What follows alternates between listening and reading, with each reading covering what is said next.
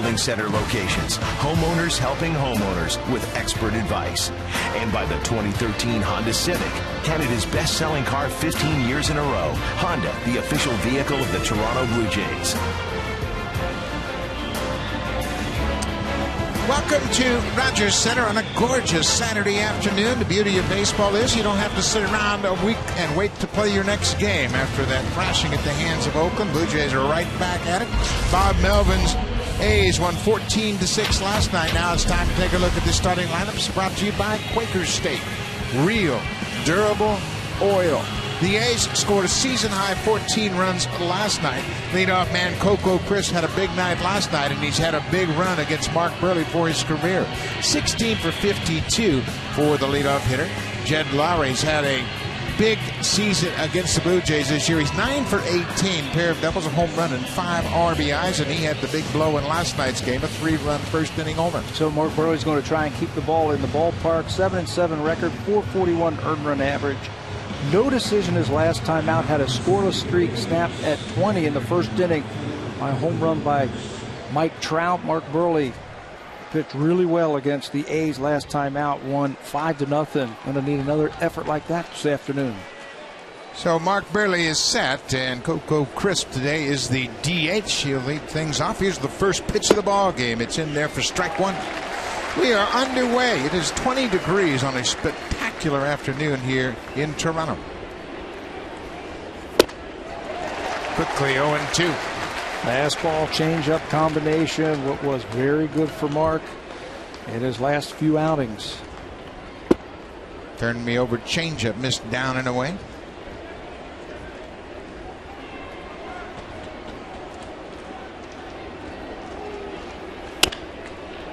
Coco Crisp, we mentioned his good night last night. He had a 3-hit night. Finished up 3 for 5 with a walk. He drove in a run and scored 2.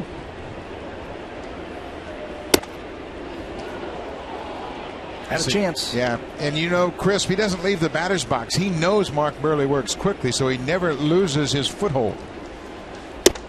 He strikes out, up and away. Buehrle got him. 1 down. Take a look at the defense behind Mark Buehrle. He's going to pitch to contact, so the defense is important. It's Davis, Rasmus, and Bautista from left to right.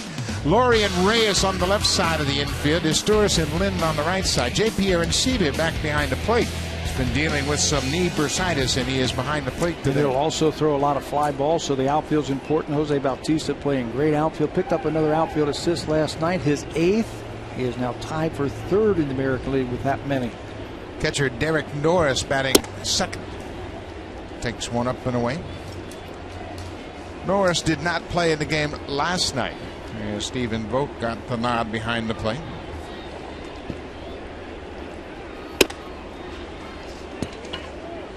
He has a definite idea, Buehrle, what he wants to do, what he feels like when he goes out there. Is the fastball working? Some days the cutter is his best pitch. Some days the curveball is the best pitch. Yeah, he's on a surveying mission early in the ball game just to see what's working, see where his location is, and then he'll make adjustments from there. And what feels that good down in that bullpen might not be the pitch that feels good when he steps out on that mound and faces a hitter. It's all about adjusting, and Mark Buehrle has done that throughout his entire career. Buehrle making his 420th career start here this afternoon.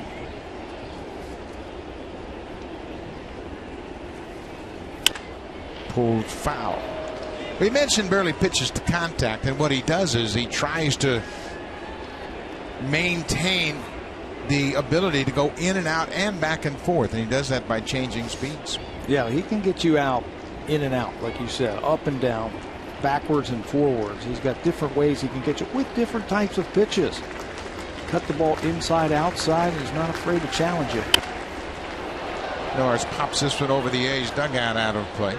I think that's the one aspect that I really like about Buehrle is he knows he doesn't have that 95-mile-an-hour fastball in his back pocket that he could go to for an out pitch, but he's very smart. Has an idea how he wants to get you out, and he'll just keep coming after you. Buehrle held the A's to 5 hits over 7 innings of shutout ball the last time he faced him on the 30th of July. Off balance hit through the left side. Norris was out in front, but he got enough of it to sneak it through on the left side. So Derek Norris with his third career hit against Mark Burley is now 3 for 4 against the Blue Jays lefty. Change up, that was away. And hits it in the hole perfectly behind, right by Reyes and Laurie. You got to position that ball perfectly to get it by those two guys. So that'll bring to the plate the number 3 hitter, Jed Lowry. Lowry had his third 4-hit game of the season last night. He went 4 for 4 with a double, a home run, and 4 ribbies. Up and away.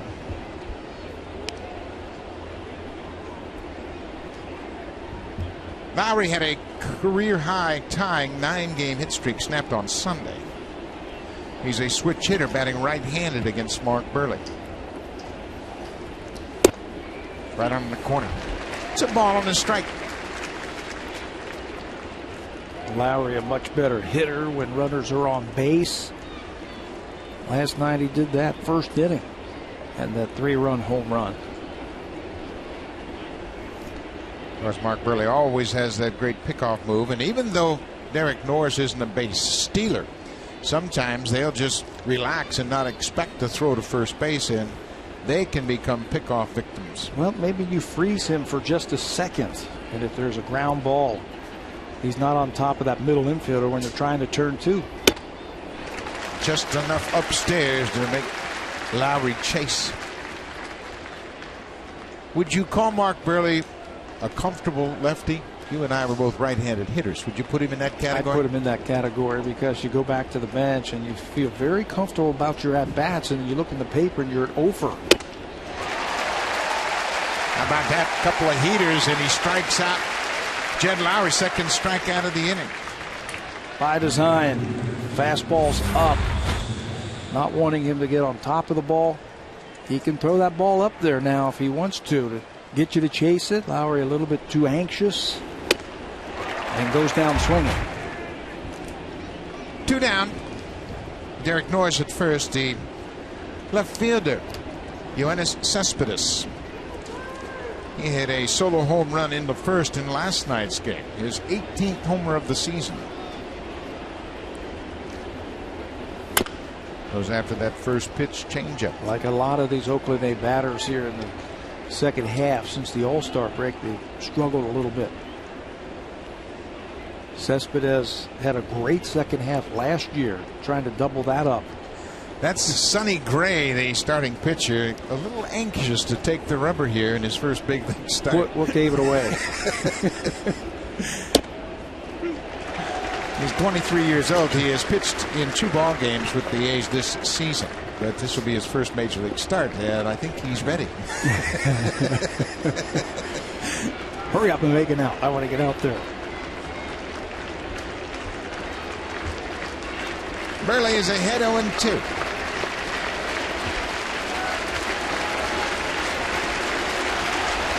Inside off the plate. This is the type of hitter that Burley can really exploit. He's very aggressive. He wants to hit the ball, and Burley understands that, so he can expand the zone, take a little more off, and use that ball down and away to get him to chase. Changeup is a good pitch against Cespedes. Mark Burley strikes out the side in the first. He gives up a single and nothing more. Good start to the game for Mark Burley. It'll be Reyes, Historis, and Bautista. Sonny Gray making his first big league start.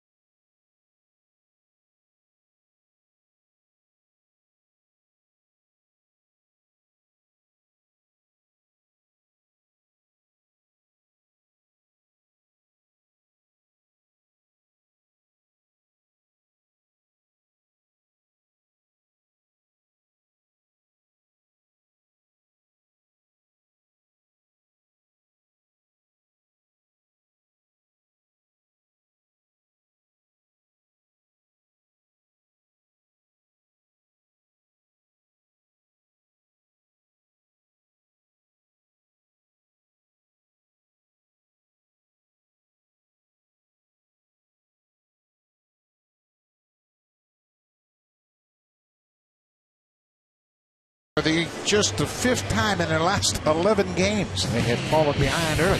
6 ball games over that stretch. Take a look at the lineup. Reyes Torres top 2 in the order, and then Jose Bautista. And against Oakland, he's had a good run. He is 7 for 16 with 3 doubles and a pair of homers, and he hit a monstrous home run here last night.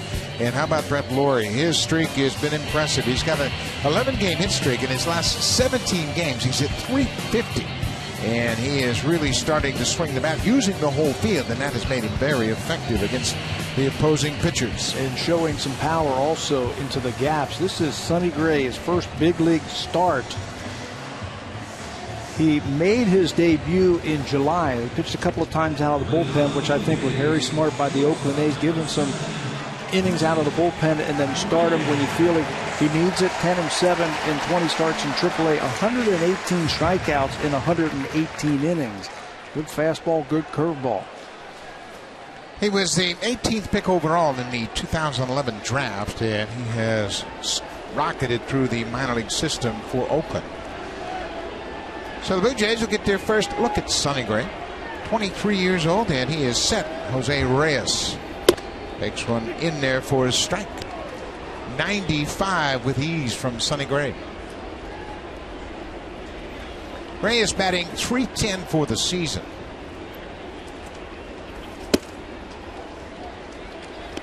Jose had an RBI double in the second in last night's game. He finished up 1 for 4.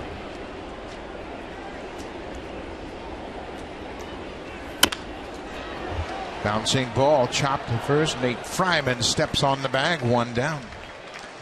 Take a look at the defense for Oakland. Jonas Cespedes in left field. Chris Young gets the start in center, and Josh Reddick, he won a Gold Glove last year. Josh Donaldson and Jed Lurie on the left side.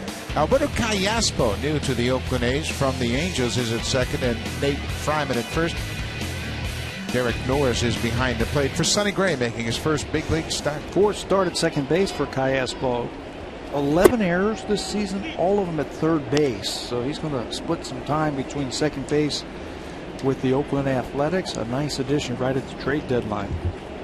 Blue Jays were in Oakland when they announced that trade. They traded Grant Green to the Angels in exchange for Callaspo. Meiser Torres, former teammate of Callaspo's with the Angel.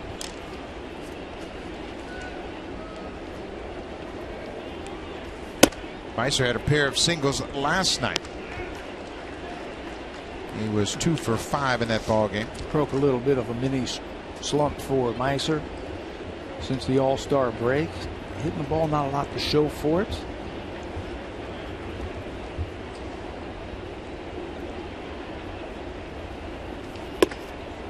Three and one. Like a lot of the Oakland A young pitchers that we have seen over the years, he's a polished pitcher. Not a lot of walks. Just like the Tampa Bay Rays, when their young pitchers come up, they're polished. They don't walk too many. And Sonny Gray walks Torres with 1 out. Sonny Gray will face Jose Bautista, who had a big night last night. And on Junior Jay's Saturdays, of course, the kids get to come out and stand with their heroes. And how about that young guy? He's got a little Jose Bautista tribute beard working. But Bautista with a home run and a double in last night's game. He had a pair of doubles. He finished up the night 3 for 5, and he hit the ball hard all night long. He looked dangerous all night long. Even the ones he made outs on, he looked like he was right on him and just missed him. This will be interesting the first time through here against a pitcher that the Blue Jays have never seen before. How they react to his breaking ball.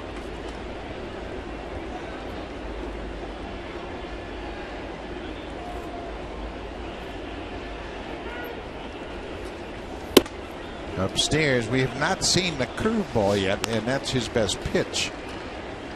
It's a ball and a strike to Bautista. Sonny Gray was 8-5 in the Coast League with Sacramento, and he was leading the league with a 2.81 ERA in 16 games. Also leading the league in strikeouts with 107. But this has been the scouting report. We talked to several people about Sonny Gray, people that have scouted him in other organizations. They said the one thing with Sonny Gray is his command will come and go. Not a lot of base on balls when he was in the minor leagues. You got to figure that he's a little excited today, this afternoon, facing the Blue Jays' first big league start. Bautista drills it to center field. Chris Young back. Home run, Bautista. As you said, he is on everything. Number 27. RBIs 70 and 71. The Jays have a 2-0 lead. You know, the thing about Jose, you can just watch him day in and day out like we do, Buck, and you can just tell him when he's going to get hot, when he's the way he's taking pitches, the way he's swinging at strikes, how hard he's hitting them. And over the last couple of days, you can tell he's starting to get zeroed in, and he gets zeroed in on that fastball. Belt high, lenient, line drive right over the center field wall. 4 for his last 6 with 2 doubles and 2 homers.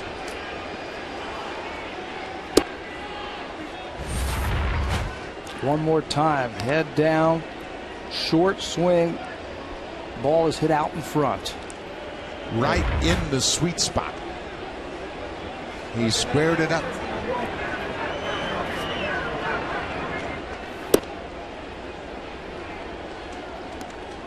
Edwin Encarnacion, the DH this afternoon. Edwin went 0 for 5 last night.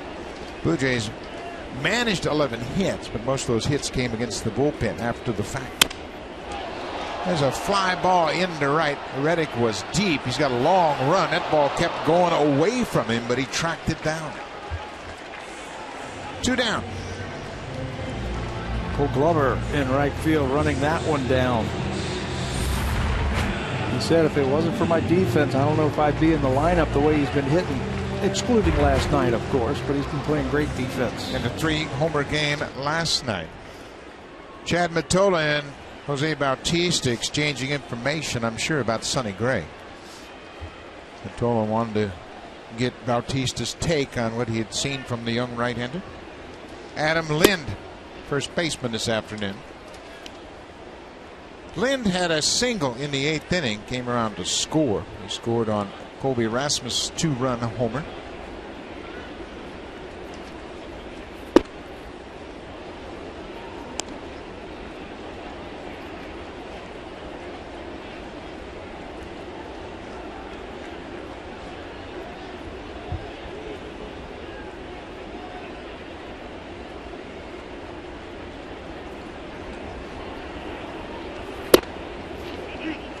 Fastball catches the outside corner. It's 2 balls and a strike.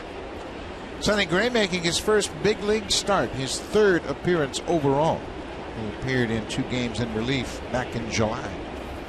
And then got sent back down to the minor leagues for a little bit more seasoning. And the Oakland A's organization said, we're going to pick our spot where we know we're going to have him back up where we think he'll be okay. It's on the road. Unfortunately, you have to face Jose Bautista in the 1st inning. Then chased one well out of the strike zone. It's a full count. Colby Rasmus been swinging a hot bat. He had a 2-run home run in the 8th inning last night. His 18th of the season. He waits on deck.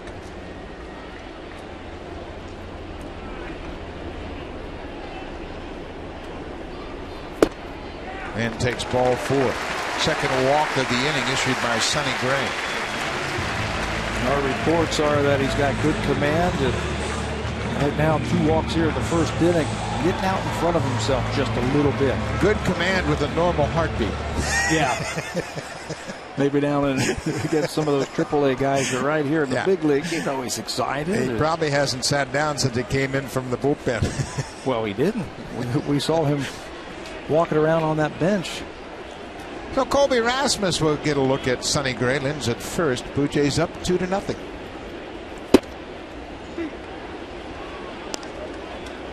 Colby batting .276, 18 homers and 59 driven in.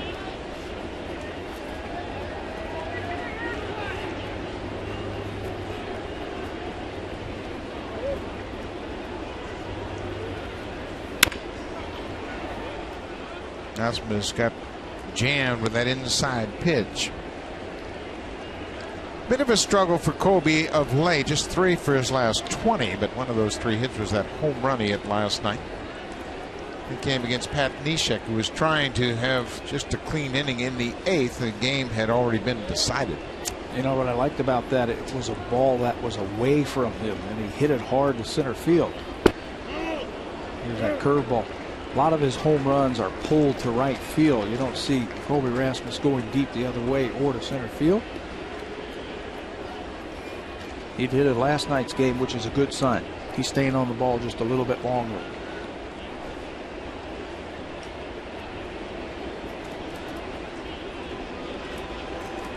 One and two, 2 outs. Just off the plate inside. Basically, for the time being, it's a 2-pitch mix for Sonny Gray. A little fastball and that curveball. But he's trying to get command of himself, I'm sure. The emotions probably running wild this afternoon. Got to try and slow the game down. It gets a little bit too quick for you.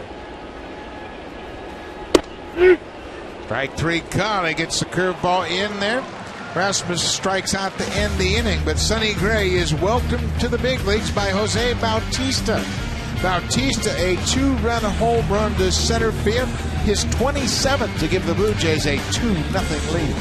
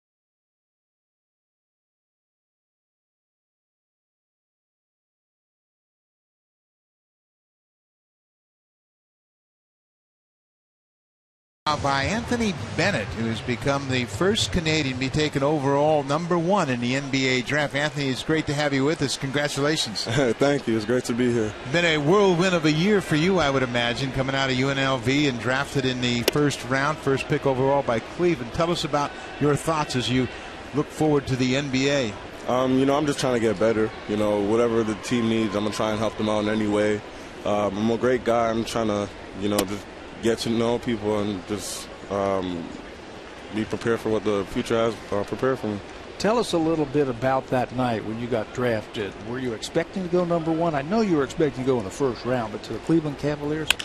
I think it's like every kid's dream to go #1, so I kind of had that feeling behind me, or at the back of my head. So, if it happened, it was going to be fun at the time, but I wasn't thinking like that. I was just thinking like wherever I ended up, I'm going to work hard. But, thank God that I got #1. Talk about the improvement of Canadian basketball overall, because all of a sudden there's a lot of talent coming out of Canada, and it's talent that's recognized obviously by the NBA. I feel like every summer all the talent in Toronto especially is just under one gym, so they have the chance to compete, so I feel like every year, every summer, everybody's getting better, going off to prep school and whatnot, going off to college, and I feel like that's an important route too, because you're playing against the top competition in America, and then you come back here and everybody's a lot better. How about the youth programs now? there's a big tournament going on right now. You're not part of that because you have an injury. Tell us a little bit about that, and then what's the next step for Canada's Olympic trials? Right now, I think they have like a couple games, I believe, with Team Canada or Team Jamaica. I'm not playing. I'm gonna be sitting on the sideline, but I guess it's just the feel, just to get everybody, used to each other playing on the court. But I feel like, the year's coming on. Everybody's getting better. Everybody's working hard with each other. So, you never know what we have. Tell us about your injury. You've hurt your shoulder, and Venezuela is in August, the trials. Are you going to be able to be ready to play by that time in Venezuela? I'm not sure what the trainer wants. I'm pretty sure he doesn't want me to rush things. But, they go off. I'm not sure if I'm going to be traveling with them. I'll be back in Cleveland, just doing rehab. But I'm pretty sure everything's going to be fine for them. My son tells me you're a monster. He says, watch out for this guy. He's really good. How excited are you playing with Kyrie Irving? It's crazy. He's a great point guard. There's, Deion Waiters, Andrew Bynum, Tristan Thompson, another Canadian. There's just a whole bunch of people I can surround myself with, get better every day in practice as well. Who do you model yourself as? Like, do you remind yourself of anybody that we can think about? Nah, I mean, everybody compares my game to Larry Johnson. But I feel like I even know,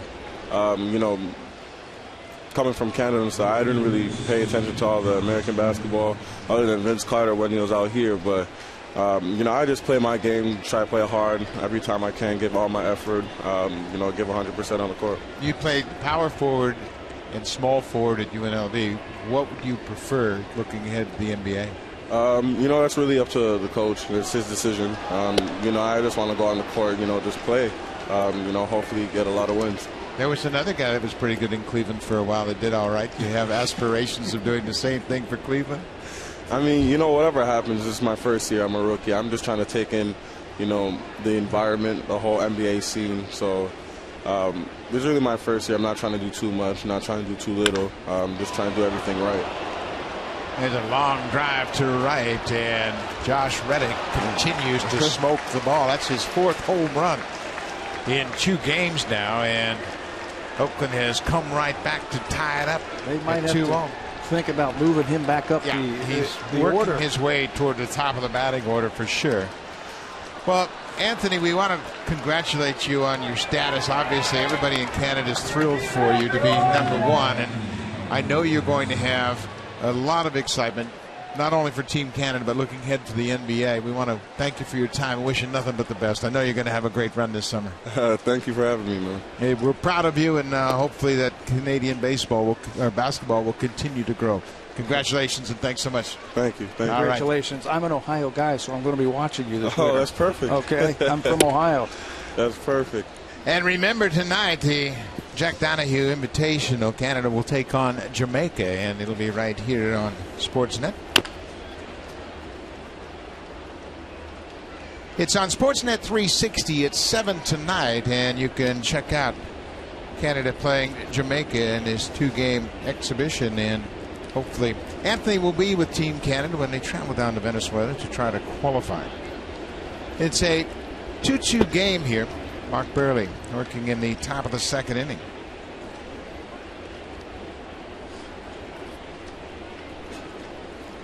Josh Reddick really getting things turned around. He came into this series with 5 home runs for the season. He's hit 4 already in this game, in this series. They're going to have to change the game plan against Josh Reddick. He's in one of those grooves, just like Jose Bautista's in the groove. They come in bunches. There's a liner down the right side.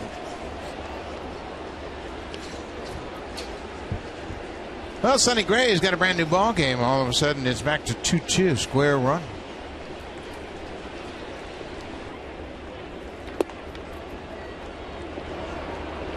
Alberto Callaspo takes ball 4. So Mark Burley has run into a little bit of a problem here in the 2nd. 2 quick outs. And then 2 quick runs. Well, that's the nature of the Oakland Athletics we have seen in the past. This year, it's been a different story until they got here. They've been struggling to score runs until last night when they set a season high with 14. Bunches. That's what they're coming in right now for the Oakland A's. They're coming in bunches.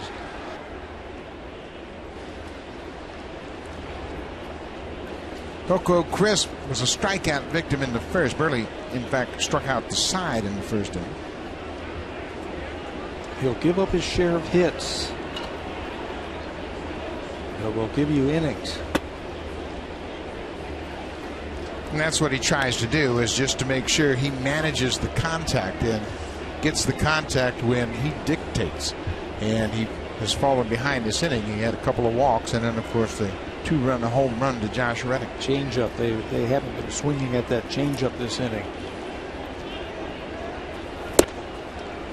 Finds that outside corner. So what he'll do is he'll read bats, and I think that's one of the most important things a pitcher can do, read bats. And if he sees that they're laying off that changeup that is out of the strike zone, he'll go to something else. He might try and backdoor a cutter, or use his curveball, or bust him inside. Line to Laurie at third, and ends the inning.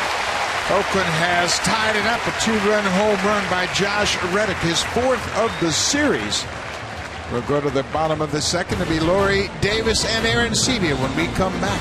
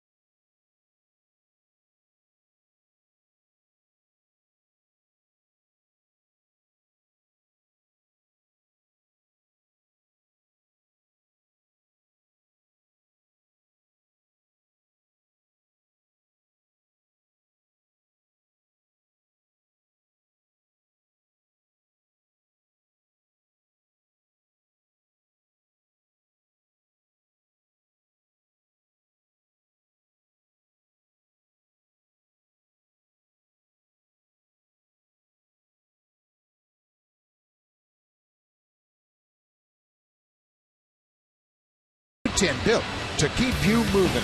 This afternoon's stat sneak peek is about Brett Laurie and his on-base plus his slugging average through the last few months. May to July, it climbed. He was out a lot in June. And then August, it has just jumped. He's seeing the ball a lot better. He looks a little bit more relaxed at the plate. He's hitting the ball with authority, and he's staying in the gaps. I think that's the type of hitter he has to be. I remember seeing him for the first time in spring training a couple years ago, and he was rocketing balls to right center field. That's the type of power that he possesses. So it's a tie game at 2-2 as Laurie leads off the bottom of the second.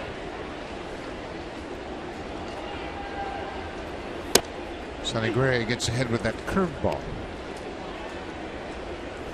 Had a long inning in the first and gave up a long home run to Jose Bautista, two-run shot.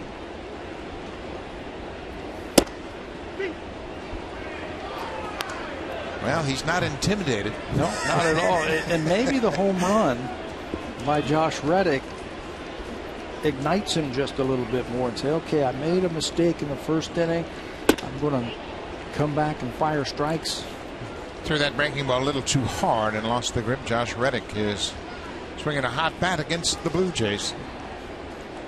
Oakland's been waiting all year long for this kind of streak from Reddick. He had 32 homers last year. That ball gets away from Norris. Laurie is headed to first, and he's going to make it. It looked like a hard breaking ball, and it may have backed up on the catcher. Laurie missed it for strike 3, but will reach base on a ball that gets away from the catcher. Alertly reaches first base on a ball. Usually you're upset, you're mad because you strike out. High fastball. Norris, it clanks right off of his glove, and Laurie alertly realizes the ball is at the backstop and he's at first. Yeah, that's a pass ball on Derek Norris. So the inning starts with a strikeout. Rajai Davis, the 8-hitter, he takes his strike. Davis at .279 for the season.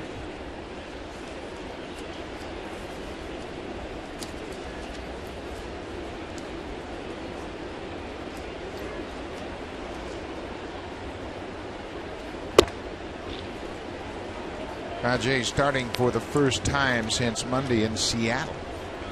Bonifacio had been playing left field. Davis gets the nod today.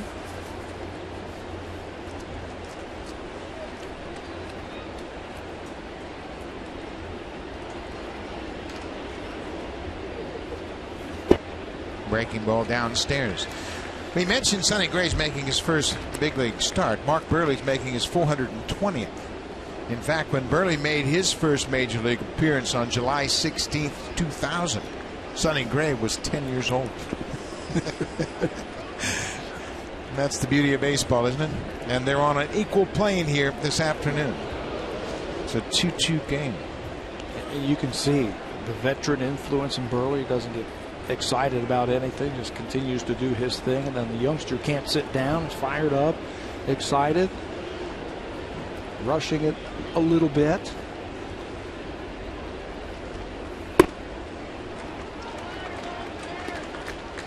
Well, there's no question, you can see why he was a first-round draft pick. He's got a good arm. He was drafted out of Vanderbilt, and he has developed a good relationship with David Price, who also went to Vanderbilt. And Sonny Gray grew up in a small town outside of Nashville, Smyrna, Tennessee, a town of about 31,000. There goes Laurie. Davis pulls it foul outside of third. You go back and you look at that 2011 draft, and it was loaded with talent. We mentioned Sonny Gray was an 18th pick overall, but look at the talent top of that draft. Garrett Cole pitching with the Pirates. Trevor Bauer has been up with both Arizona and Cleveland. Dylan Bundy apparently coming back from Tommy John surgery. But how about the All-Star? Jose Fernandez was 14th in that draft. He made the All-Star team this season for the Miami Marlins. And those are just the guys who made it to the big leagues. Ball 4, and that's the third walk already issued by Sonny Gray. Davis is aboard, so it's a strikeout and a walk, but because of the pass ball, Blue Jays have 2 on and nobody out. J.P. Arancibia is catching today, as Arancibia was a late scratch on Wednesday afternoon in Seattle. He was slated to catch in that 9th with Jay Happ on the mound, but he went down to block a ball and his knee grabbed him and he had to pull himself out of that game. Hits this ball into right. Reddick backing up a few steps, tagging at second is Laurie. He'll advance over to third. Davis holds his ground. And Arancibia moves Laurie up 90 feet with a drive to right.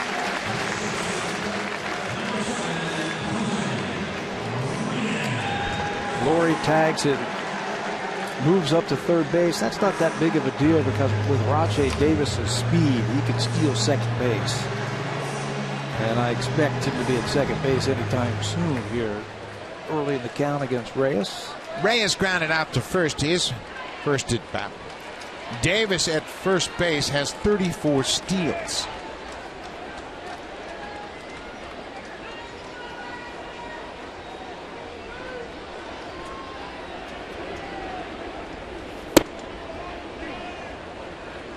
And Jose Reyes knows the value of having a speed guy in front of him. And he'll take a couple of pitches to let Rajay try and steal. Yeah, if you let Rajay steal, you could drive in too. Sonny Gray checking on Rajay at first. Breaking ball in the dirt. Reyes trying to convince himself to stay back a little bit. He jumped out at that curveball. Blue Jays have seen a few more curveballs from Gray in the second inning than they did in the first. First inning, it was exclusively fastballs until Bautista turned one around. Ended that inning with a strikeout on a breaking ball. Big lead at first. There he goes. Ball is fouled back. Davis had a huge jump after taking an extended lead at first. And it's a late lead. He's taking a small lead until the pitcher gets set and then bounces off 2 or 3 more steps when he looks over at Brett Lawrie at third base. Still got to send that runner. 1-2. 1 out.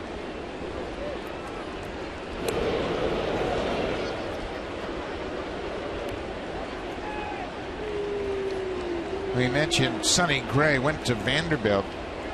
He obviously went there on a baseball scholarship, but he was such a good football player. The football program opened the opportunity for him to play both sports. On the ground, up the middle, gloved at short, back to first, not in time. Jed Lowry made a good play to glove it and get the force at second, but they can't turn 2. And the Blue Jays have taken the lead. Reyes picks up the RBI, number 27 on the fielder's choice. So some small ball, if you will, on a fly ball. Brett Lawrie tags, goes to third base, and he can score then on a little force play at second. Some speed by Reyes will beat that one out. Lawrie scores. Blue Jays take the lead. Brett Lawrie reached on a strikeout pass ball. Meister Asturias walked and scored in the first inning.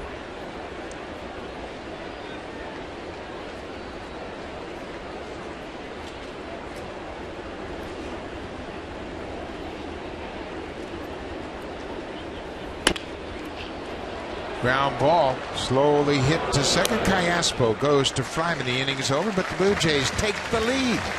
They lead 3-2. They've mustered just 1 hit against Sonny Gray.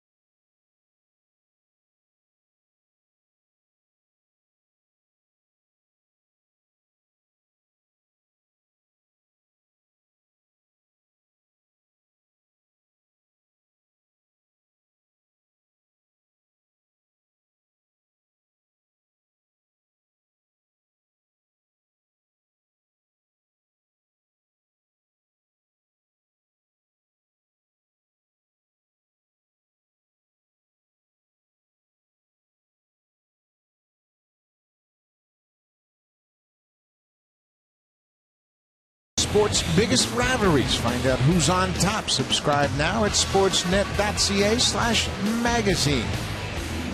And the Brooklyn Nets, of course, that jersey worn by Jay-Z, who has jumped into the sports arena as a sports agent representative and done a lot of marketing for prominent athletes. And part owner of the New Jersey Nets. Brooklyn Nets. Yeah, sorry. You're right. Brooklyn Nets, my bad. Who made a huge splash, didn't they? Trading for Kevin Garnett and Paul Pierce. Took the Celtics' heart and soul. Beautiful arena in Brooklyn, and they have really gotten behind that franchise as they went from New Jersey to Brooklyn in a gorgeous arena. Is that on the site of Old Ebbets Field? I thought I read that. I think it's close. Yeah, it's really in that area. How cool. Yeah.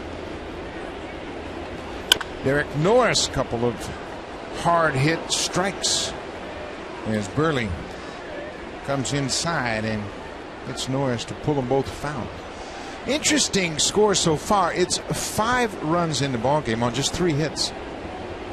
And of course, a couple of home runs. Bautista with a 2-run home run, and Josh Reddick with a 2-run home run. Walks playing a part in this game, and some sloppy D.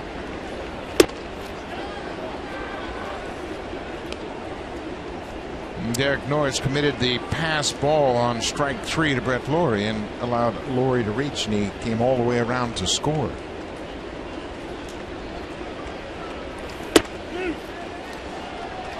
Burley drops that breaking ball in there for strike 3. Norris is retired, 1 down. We want to remind you that during the Oakland Athletics Series this weekend, you can enjoy a display of rare Canadian baseball artifacts, including a Babe Ruth autographed baseball. The home plate used in Game 6 of the 1993 World Series. Paul Molitor's 1993 World Series MVP trophy. And artifacts will be displayed in the Jays shop on the 100 level at Rogers Center all throughout this series. Make sure you call the Blue Jays for tickets at 416-341-1234. Log on to BlueJays.com or stop by most Rogers Plus locations and pick up your Blue Jays tickets and take a look at that Canadian Baseball Hall of Fame exhibit. Get your picture taken with Babe Ruth memorabilia. How about that? That's a great artifact. I think I might head over there right after the game today. Go check that out. Outside, Pat Tabler will be signing autographs in the Canadian Baseball Hall of Fame exhibit. Don't tell anybody. I wouldn't tell a soul. 2-1. Cut on and miss. Chet Lowry with a 2-2 count. Boy, he's got a great changeup. And when he throws it in fastball counts, it really upsets the timing of those hitters. Trying to go out there and hit it just doesn't get there. Lowry reaches for it. Bautista has got it measured. Makes the catch. 2 outs. Ian made a great point about this recent tough stretch for the Blue Jays. They haven't had many 1-2-3 innings. No. From their pitchers. And it's just been a real battle for them to have any real clean innings. All night last night they had 1-2-3 inning, and that was in the 8th inning. Sergio Santos retired the side in order in the 8th. Just a lot of base runners, a lot of base hits, walks, hit batters, things like that, where you're constantly working out of the stretch. And what it does is it puts a lot of pressure on each one of those pitches, and there is a difference. Pitching out of the windup, no stress, as opposed to pitching with a couple of guys on it. You reach back for a little bit more, try to throw a little bit harder. Santos was the only pitcher last night to have a clean inning. He in fact worked an inning and a third.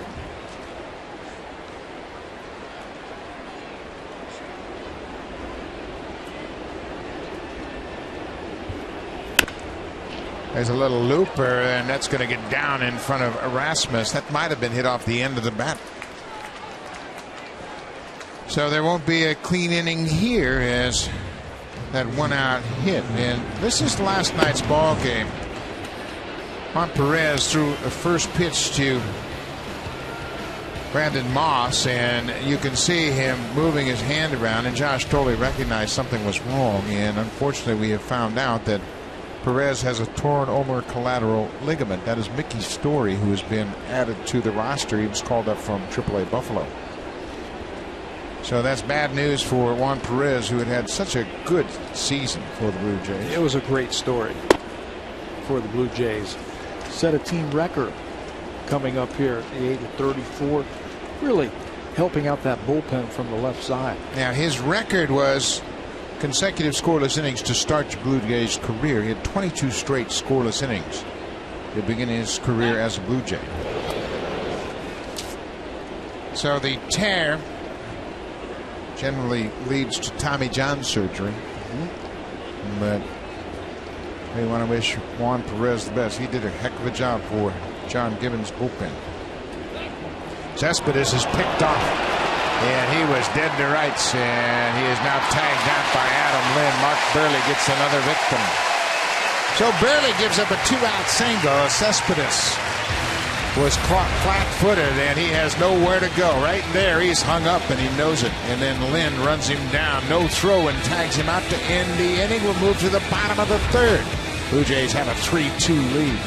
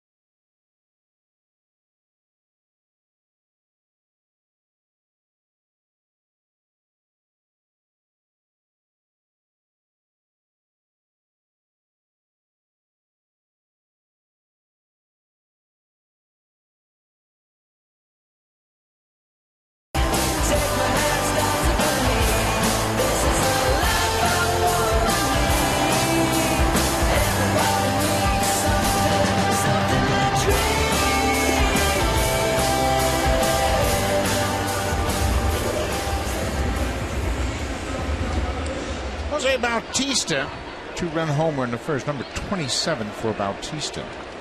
He now has driven in 71. And he has put together another good year.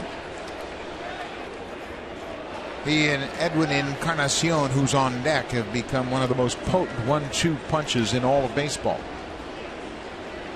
They have good at bats. Batting average, we've seen it higher for both of them. But these are two guys in the middle of the lineup that I am sure the opposition picks out before every series and says, we've got to pitch these guys tough. We can't let them beat us. Still, they put up tremendous numbers. There's a changeup that Gray really pulled badly off the plate, but at least he's starting to think about mixing that in. Mixing in that third pitch, using that. The last 2 years, Bautista and Encarnacion, two of the best. And it's got to give nightmares to the opposition. Yeah, we saw it in Seattle, and they really exaggerated not allowing either one of these two guys to hurt them. So much so that they walked them both to start a Blue Jays rally, but they didn't pitch aggressively toward either one of these guys all throughout the series. There's a pop foul down the right side. It's going to slice into the seats. In Seattle on Monday in the series opener, Bautista was walked in the fourth, and right behind him they walked in Encarnacion. That was with 2 outs, and that was Hisashi Iwakuma, who didn't want anything to do with either one of them. You could just tell. Encarnacion had 3 walks in that series opener on Monday night, and they pitched around him. They both had 2 walks in the second inning on Wednesday afternoon, and then they went back to back. Encarnacion and Lynn went back to back in the third inning. but they were very cautious with the way they pitched him, and we've seen it a lot from teams. You'll take the home runs. Sometimes strikeouts come along with that, but you don't get a lot of strikeouts from Encarnacion and Bautista. You still get the home runs, though. 3-2 pitch. Hit hard to center field, and Chris Young's going to play it on the big hop. Boy, everything he hits has got that distinct crack to the bat. He's seeing it. He's seeing it again. 3-2 pitch, fastball, and he hits it, laces it to center field. So hard, in fact, Young decides to back up and play it on a hop. If he comes in and tries to make that catch and misses it, that's 3 bases for Bautista. That's not a bad move. It's a veteran center fielder in Chris Young. He said, you know what, I'm going to concede a single and not start the inning with an extra base hit.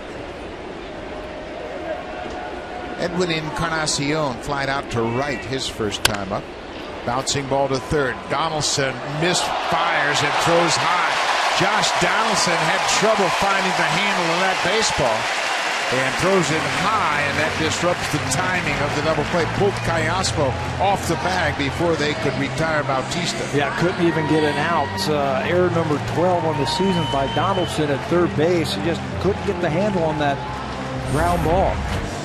Comes off the bat of Encarnacion. It looked like a tailor-made double play, an easy double play, but you can see the high throw takes Callaspo off the bag, and they can't get Bautista at second. That's one thing Oakland has done very well, is played tight defense, and especially now with the addition of Callaspo second, they think their defense is really going to be improved. But right there, they had a golden opportunity. And how about Curt Young, the pitching coach, out to encourage the young starter, saying, don't worry about it, get another ground ball, they'll turn it for you. He didn't waste any time, and Curt Young recognizes that he's dealing with a youngster making his first big league start here this afternoon. So it's first and second, nobody out. Adam Lynn walked in the first inning. One of 3 walks that Sonny Gray has issued this afternoon.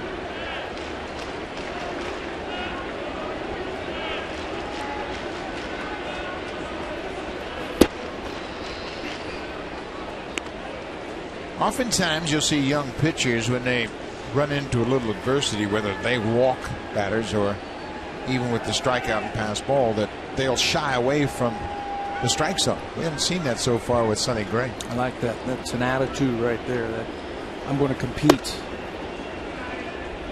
In the scouts that I've talked to that scouted Sonny Gray in high school, he was a high school quarterback, so he was a leader in that regard.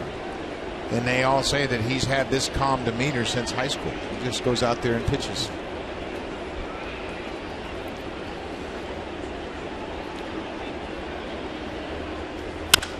That ball is drilled to deep left center. Chris Young back on the warning track, makes the catch. Bautista was halfway to third. He can't advance. He goes back to second.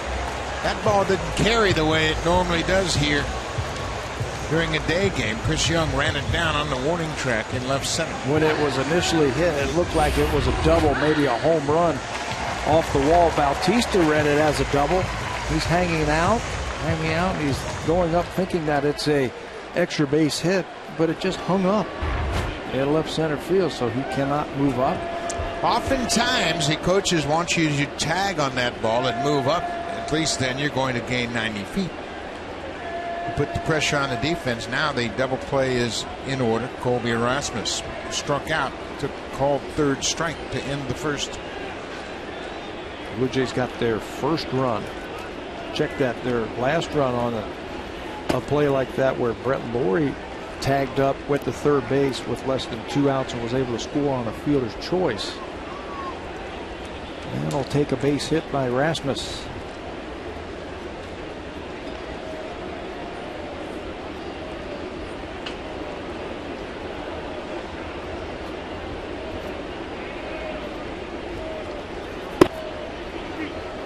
Ball on the strike. Sonny Gray hit with that fastball down and away. 1 out. Blue Jays have a 3-2 lead. Bautista at second base. He's 2 for 2 so far.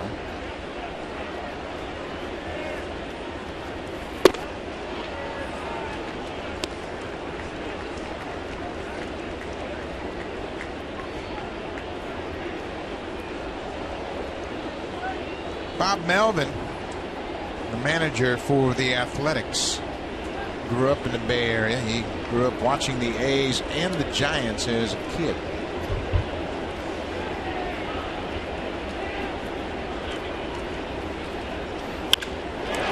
Base hit to right field. Bautista's being waved around third. The throw will go to third base, and Encarnacion slides in safely. Kobe Erasmus, the RBI single to right. It's a 4-2 Blue Jays lead. RBI number 60 for the Blue Jays center fielder. Placing him among the best for center fielders in the American League. Fastball inner half, they think they can beat him in there, but not so fast as Kobe Erasmus. He pulls those hands in and rips it into right field. Edwin checks one more time over his shoulder where Reddick is, and he is able to go first to third. Good base running by the Blue Jays to pick up another run. Brett Lorry struck out but reached first base on the pass ball by Derek Norris, the catcher. It was in the second. He came around to score. Popped up into shallow center field. The second baseman backs up. Callaspo, he makes the catch, and Encarnacion has to stay put at third.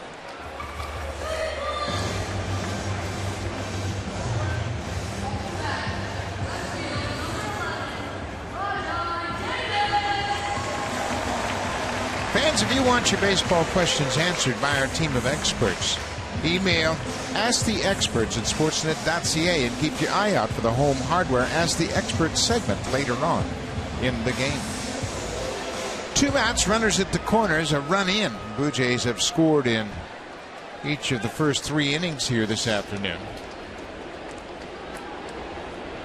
Rajay Davis walked in the second.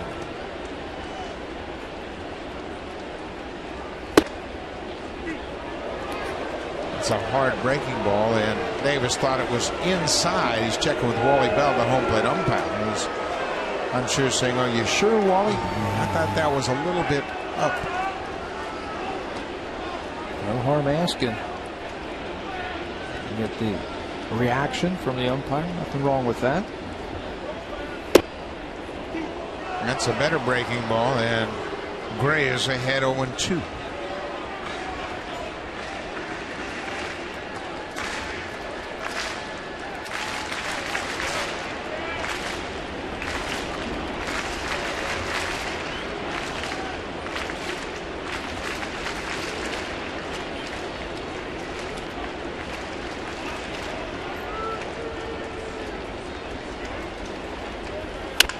Bouncing ball to third. Donaldson backs up on it. Long throw in time. And the inning is over, but the Blue Jays add a run. They have taken a 4-2 lead as we head to the 4th. Kobe Erasmus with the RBI. His 60th RBI of the season.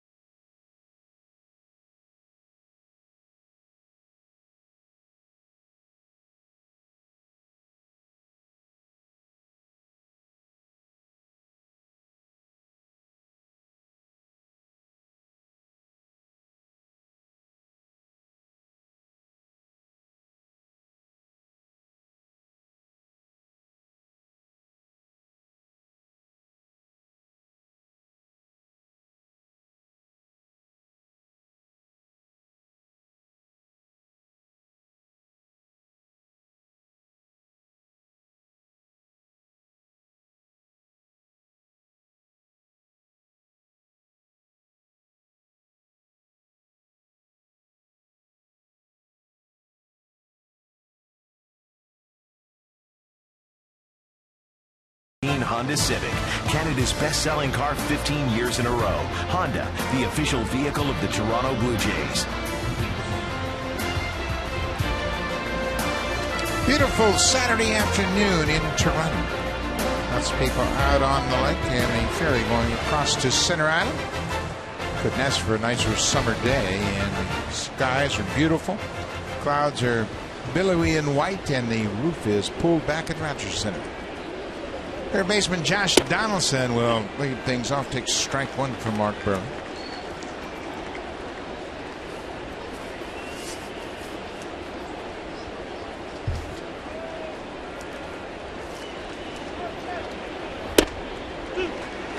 Burley's hitting on his command today. Yeah, use that cutter on the inside part of the plate. Josh Donaldson's another one who got up to a great start this year. Since the break, though, he's struggled a little bit. Looking to pull the ball too much.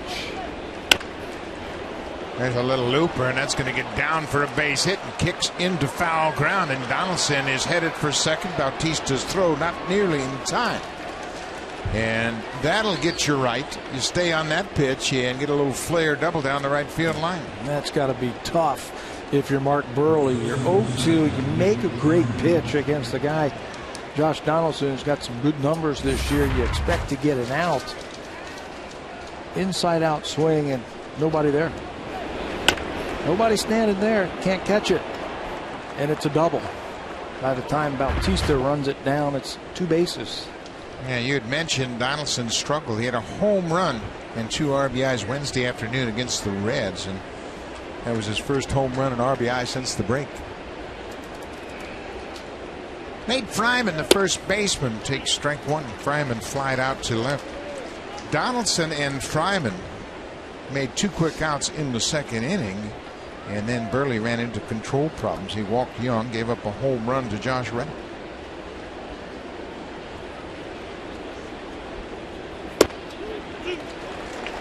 Burley paying that inside corner. He knows that Fryman's trying to hit the ball the other way, so he stays right on the inner half.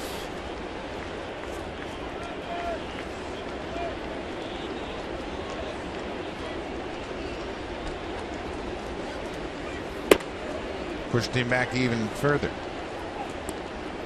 So now Burley, you got to wonder if he's trying to set up that outside pitch, that changeup down and away. First 3 pitches off the plate inside. I don't think that's a bad idea right there. Coming back inside. Fryman hits it to the second baseman. Fryman is out, but he advances Donaldson from second to third. A productive at bat after the leadoff double. Yeah, he fall behind 0-2 and then stays right with it. Does a good job of hitting this ball on the inner half. Burley's thinking about it. Thinking about catching that one, knocking it down. But good job by Fryman to move the runner with 2 strikes. So with Burley pitching with a runner at third and 1 out, the infield's going to play back. Chris Young walked in the second and scored on Josh Reddick's 2-run homer.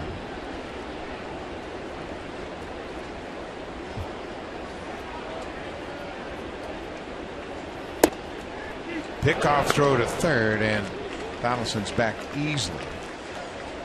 You know, that just took too much time to develop. You could sense something was up because Burley stepped off the mound and Aaron Seavey was giving a sign to Laurie, but there was something odd about the timing.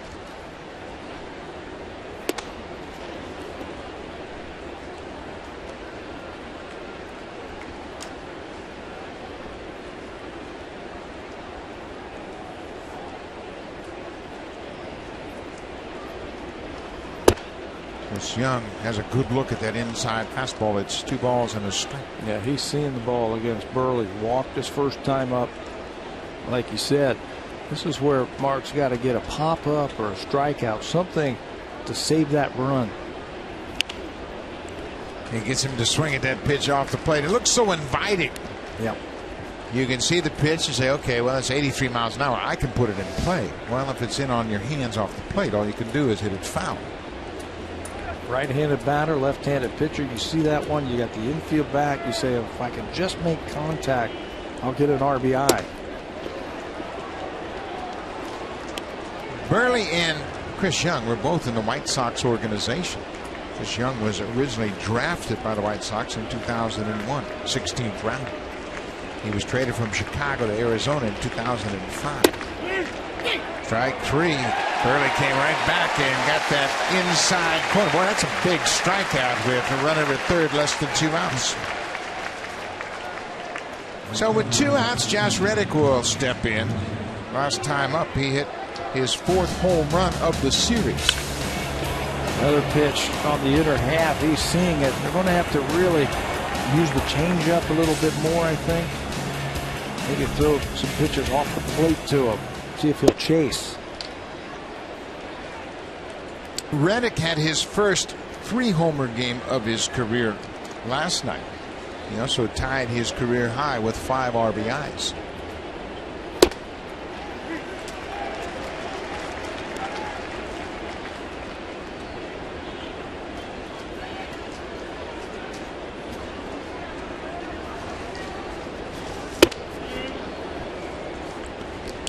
Burley's just trying to avoid any kind of pattern. Cut a ball away, change up away, and then he busts him inside. He gets the pop up into left field. Rajay Davis waits on it, and Burley gets Reddick to end the threat. We'll go to the bottom of the 4th inning. The Blue Jays have a 4-2 lead on a beautiful Saturday afternoon at Rogers Center.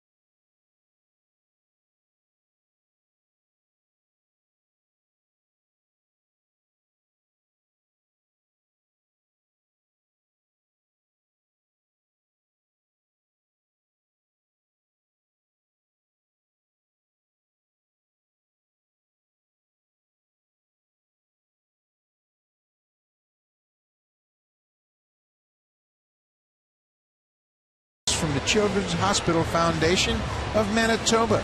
Welcome to the ballpark. We couldn't have picked a nicer day to have those great seats.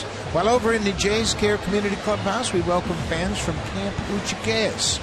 Welcome to the ballpark, and you too have a beautiful day to enjoy the Jays Care Community Clubhouse. That's right, we see you on TV now, so wave.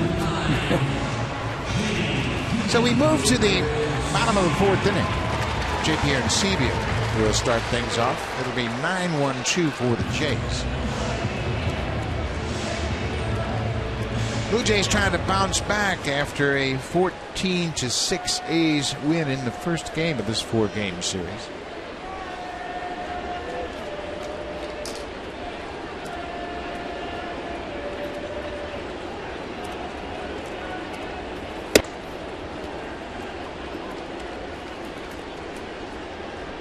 Blue Jays have scored 4 runs on 3 hits. Sonny Gray, the A's starter, has walked 3 batters. And Sebia hits it past the second baseman Cayaspo. That ball looked like it was cued off the end of the bat. It had a lot of English on it, and when it hit the turf, it handcuffed the second baseman. Boy, it sure did. Right off the end of the bat, spinning on that turf. And if you're not used to playing on this turf, it can really mess you up. That ball, a little humpback liner from J.Pierre and Sebia. Thinks he has it. And look at the bounce. right at the end. Yeah, he got fooled by the swing, and then the ball hit off the end of the bat. It's an error on the second baseman. Ground ball to Kayaspa. He'll go to second to Lowry. That's all they will get. One down, a man on. Let's check in with Jamie Campbell. He's got an update.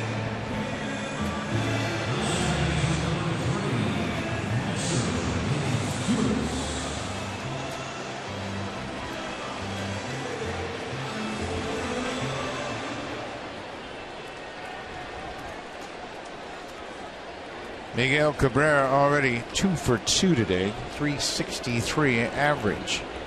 Top of that order has been Wickett, and Anibal Sanchez has gone 3 1/3, allowing just 2 hits so far. But he's been owning Phil Hughes in his career. Ooh. Now Cabrera has a lot of guys on his list. The Tigers at the start of play today have a 7-game lead over the Cleveland Indians, 7.5 over Kansas City.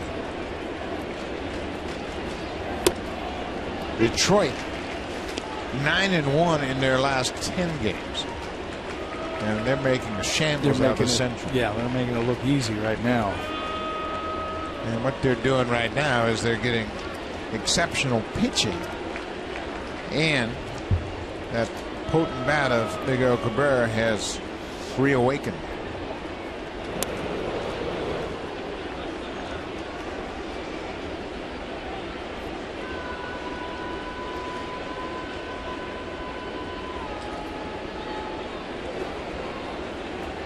Meister Asturis with an 0-2 count.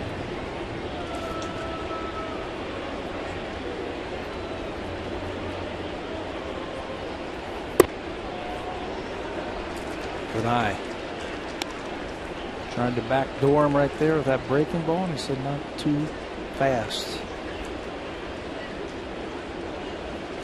What do you think of Sonny Gray so far? I like his stuff. I like the repertoire that he brings. I think he's going to have to develop that third pitch, and I think you were all over it in the first inning. Fastball curveball combination. Ground ball. Jed Lowry to Kayaspo at second for 1. Back to first. Kayaspo with a nifty turn at second base. They're able to end the inning with a double play. Meister Asturis grinds into a double play. We will go to the bottom of the 4th, and the Blue Jays have a 4-2 lead. Now it's time for a Blue Jays Central update. Here's Jamie Campbell and Greg Zahn in the Blackberry Podcast studio.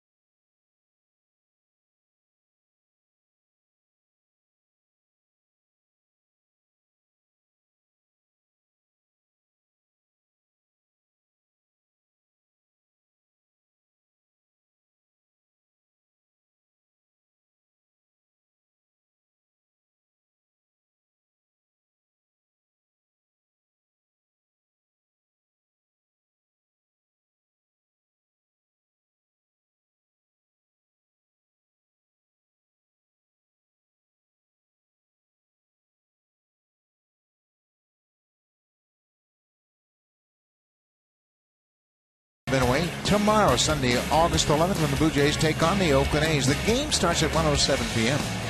The first 20,000 fans into Rogers Center will receive a Brett Laurie bobblehead. Call the Blue Jays at 416-341-1234. You can always log on to BlueJays.com to order your Jays tickets or stop by most Rogers Plus locations. Alberto Kayaspo, the second baseman, hooks it down the left side. Rajay Davis backing up a few steps, makes the catch. 1 out. John Gibbons likes to put Rajay Davis in left field when Mark Burley's on the mound. He's got a tremendous speed, covers a lot of ground. Mark Burley's a fly ball type of pitcher. That time it worked out for him. That was a nice play by Rajay to get the first out. The only blemish on Burley's day so far is a 2-run home run off the bat of Josh Reddick. Blue Jays have a 4-2 lead. Coco Crisp, the DH this afternoon. He's 0 for 2 so far.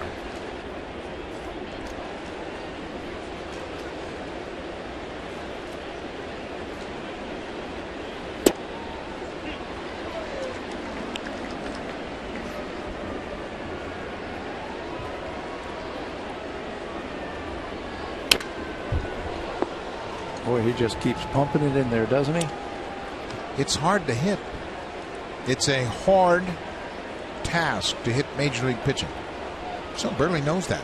You know what? I'll give up my hits, but if I continue to pound the strike zone and change speeds, mess with your timing, I'm going to have the upper hand when it's all said and done. He just can't throw a ball straight, and that's a really good thing. He's left-handed, doesn't throw the ball straight, and he can paint with all of those pitches, go inside or outside. This is popped up to right. Bautista over near the foul line makes the catch. 2 down.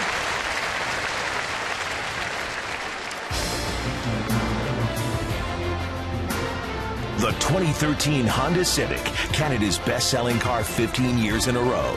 Honda, the official vehicle of the Toronto Blue Jays.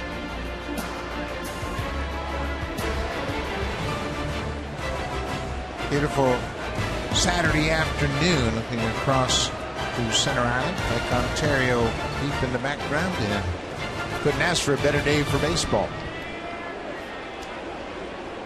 Derek Norris, the catcher, is 1 for 2.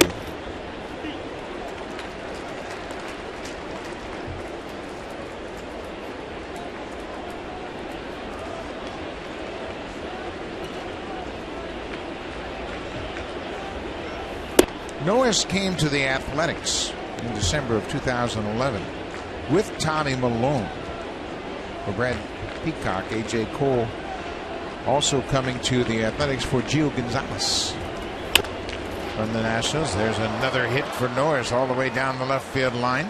Rajay Davis plays it. He's got a shot at Norris, but the ball is offline, and Derek Norris has his second hit of the afternoon.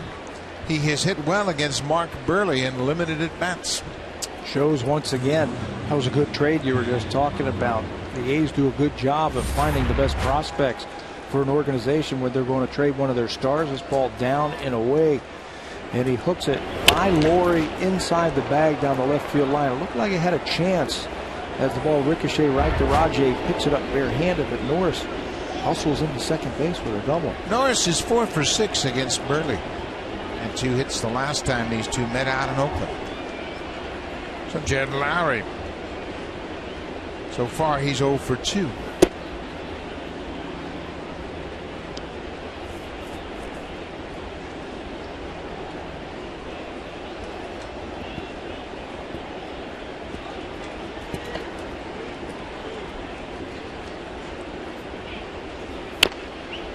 And tapped it off the end of the bat. It works its way into foul ground.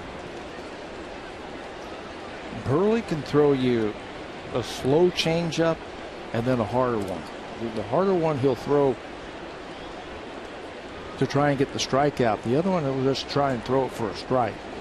So 2 different speeds on his changeup. You can cut the ball inside or outside on you. That makes it difficult to look for one pitch.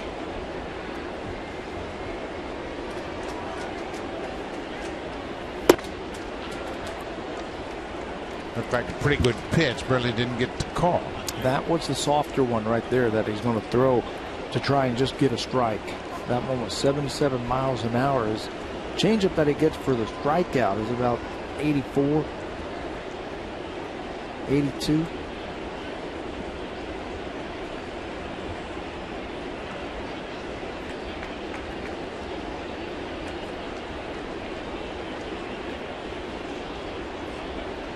2-1. This downstairs. Cespedes is on deck. This is where the A's become dangerous. They've got power in the middle of their order. Cespedes hit his 18th home run here last night. That's a single off Burley back in the third.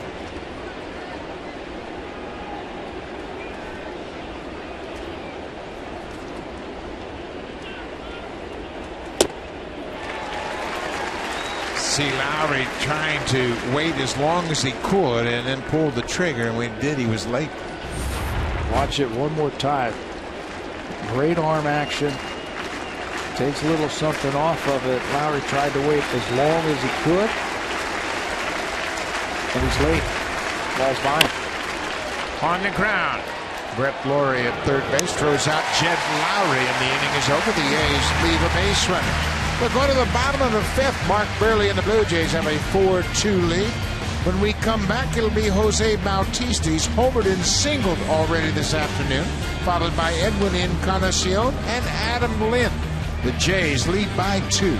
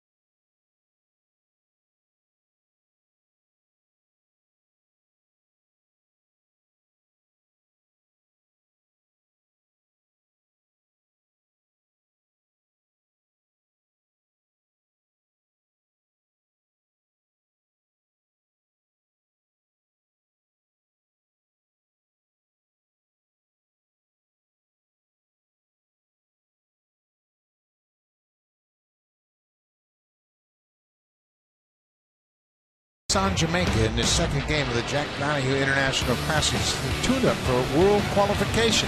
Canada and Jamaica at 7 p.m. Eastern, 4 p.m. Pacific tonight on Sportsnet 360.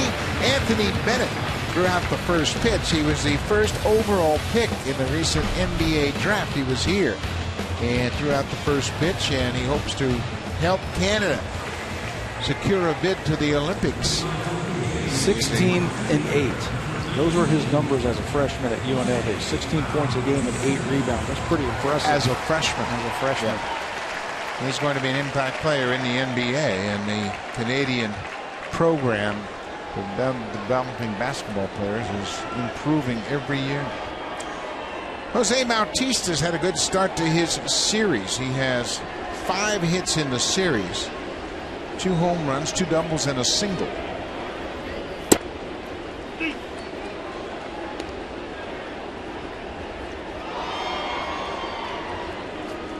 We're in the bottom of the fifth. Blue Jays have a 4-2 lead.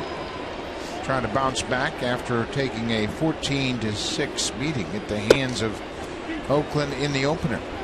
Not unlike what happened the last time these two clubs met out in Oakland. Oakland won the opener 9-4, but came back and behind Mark Burley shut them out 5-0. They would go on to win 2 of the 3-game series. Keep swinging it. Jose is on fire. He is headed for second, and Cespedes makes him stop as he got the ball back in quickly. And man, everything he swings at is a rocket. Yeah, it doesn't matter the count. That was an 0-2 pitch. He just threw him one too many breaking balls, and Jose saw it and launched it. Breaking ball, whammo to left field on a line. He hit it so hard, it held him to a single. There's some extension right there. Look at the finish through the baseball. Cespedes comes up throwing, and as a runner, you see if he's got the ball, you got to stop. Read that throw a little bit. It was a little bit offline, but he holds him to a single. Bautista has 3 of the 4 Blue Jay hits this afternoon. Edwin Encarnacion pops it up. Nate Fryman over near the wall. It's off his glove, and it's no catch. Fryman, playing in his first series here at Rogers Center, just wasn't sure how much room he has. He's a big fella. He's 6'8". He got to that wall, reached in, but it's off his glove. With a long reach wingspan, he could go in between if he wants to. Had to fight the fans and the wall. And that fan might have hit his glove just as he was reaching out to make the catch, but it's all fair game once that ball is over the seats. So Edwin Encarnacion might give that guy an assist. Ball on a strike.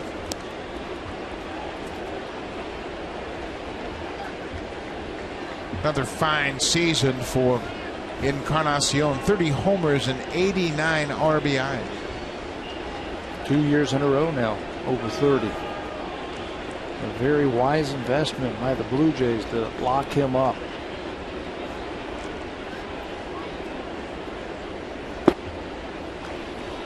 Well, and he is such a professional. I mean, he handled the moves from third to first, back to DH, and he worked hard to improve his play defensively at first base. He's become a very good first baseman. Excellent base runner. Excellent base runner. And a good teammate. I mean, he's a guy that'll sit down and help the younger players and go over video with them. He gets underneath this one and hits it high in the air. Reddick battling the sun. The right fielder makes the catch. Bautista retreats to first. Edwin just missed it. He had a pretty good cut at that pitch that was away from him and flies out to right.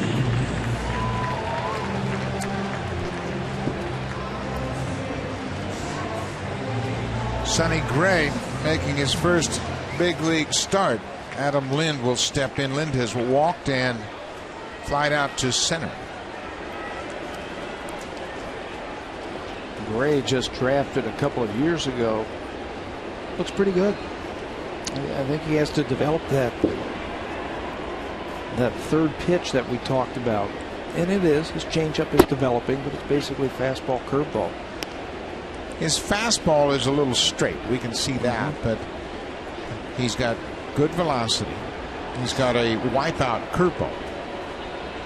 But you're right, he's probably only thrown 1 or 2 changeups all afternoon. Certainly, as big league hitters get more information on him, he's going to have to develop that third pitch to put something else on their mind. Yeah, something to get him off the fastball, or get him off the curveball. The A's did a great job of getting him prepped for this start. They called him up in July and had him make 2 appearances. And they managed those appearances very effectively. He made his first appearance at Pittsburgh on July 10th. The A's were down 5-0, and they brought him into the game in the 6th inning. He struck out Clint Barmas and Francisco Liriano, the first 2 batters he faced. So he had a little bit of room to work and got off to a good start. Facing a right-hander in the pitcher. That's how you can manage a young guy when you have him in the bullpen. Exactly. You can dictate when he's going to pitch. And then in the next inning, he struck out Andrew McCutchen. So he has pitched a total of 4 innings his first 2 appearances in relief. He struck out Barmas, Liriano, and McCutchen. And then against the Angels, struck out Trumbo, Shuck, and Mike Trout. So they got him in a pretty good frame of mind, saying, okay, you can pitch up here. Now go back down to the minors and get ready for this start. Build it back up just a little bit. Stay online, and when we need you, we will call you, which they have, and they're starting him on the road. 2 balls and 2 strikes. Bautista at first. Then fouls it back. Bob Melvin, in his second full season as the manager of the Oakland A's. He grew up in the Bay Area, and you can see he wears number 6. That's in honor of Sal Bando, who was the captain of the Oakland A's. We mentioned Melvin was a Giants and A's fan, but when he was named the manager, he asked for number 6 to pay tribute to Captain Sal. The heart and soul of those great A's teams back in the 70s. Boy, he sure was. And they had a reunion of the 72 team last year and this year the 73 team. Bob Melvin last year lined up his current team in front of the dugout to pay homage to the 72 team as they made it onto the field. There goes Bautista. Lynn fouls it back. Gene Tennis, who was part of that 72 team, in speaking with Ray Fosse during the game on radio, said, make sure you tell Bob Melvin that was the greatest tribute I had seen. And it was a classy tribute. Ray Fosse was part of that team. He was the catcher when Tennis became the first baseman, and Fosse was traded from Cleveland to Oakland. I think that anytime this generation pays homage to the players that came before him, I think it means a lot. This year, he took it even a step further when the 73 team came back. They had 18 players from the 73 World Championship team. And each of the current A's players walked the former player to the position to be honored before the game. Full count. There goes Bautista. Lynn strikes out to throw to second, as Bautista's called out for losing contact with the bag. He's arguing with Marty Foster, and Bautista adamant that he did not lose contact with the bag.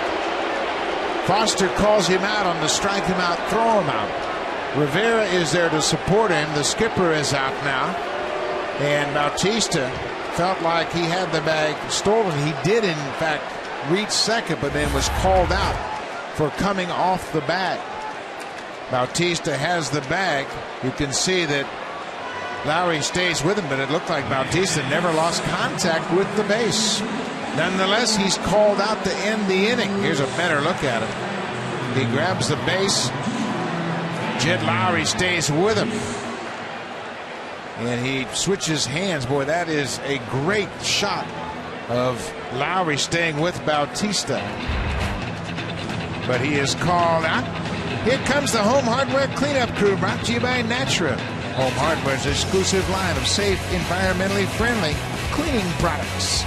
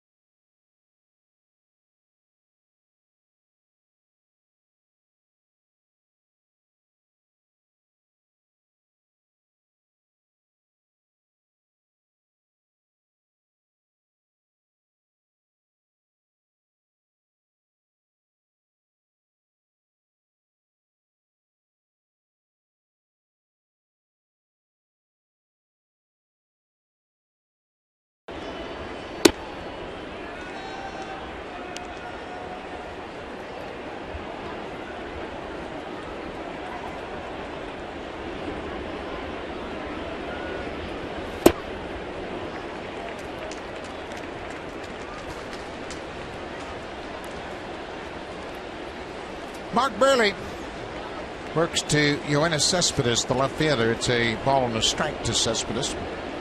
Top of the 6th inning.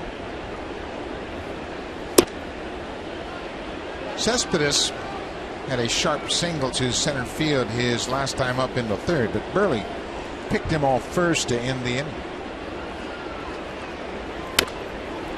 Boy, he swings it, doesn't he? Yeah. He has a long bat. It looks heavy. Have to find out what that is, and he's got a long, quick swing when he gets after that ball, and he doesn't get cheated.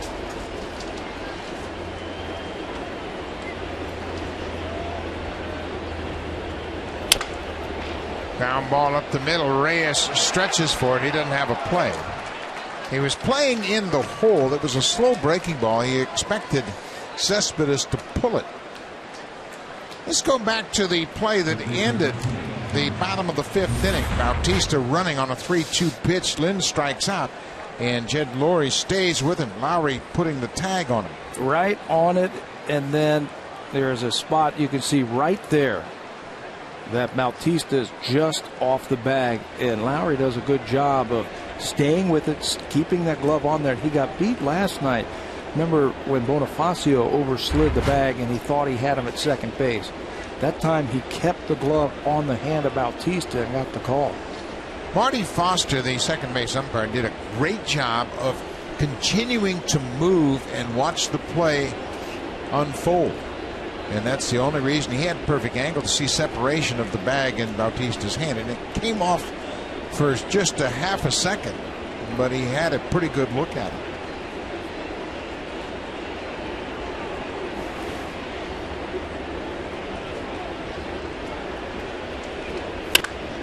There's a base hit for Josh Donaldson down the left side. The ball bounces off the wall. They're going to stop Cespedes at third. Donaldson with his second consecutive double. So the A's have back-to-back hits to start the 6th. With that, Brett Cecil has started to crank it up. Cecil pitched in last night's game, a lopsided A's lead, and he threw the 9th inning. He gave up a single and nothing more, so Mark Burley now has been touched up for consecutive hits to start the 6th. Pete Walker out to give Cecil a little more time to get loose. Consecutive doubles for Donaldson now, setting things up for Fryman. The guy that I think John Gibbons is looking at is Reddick, the way he is swinging the bat.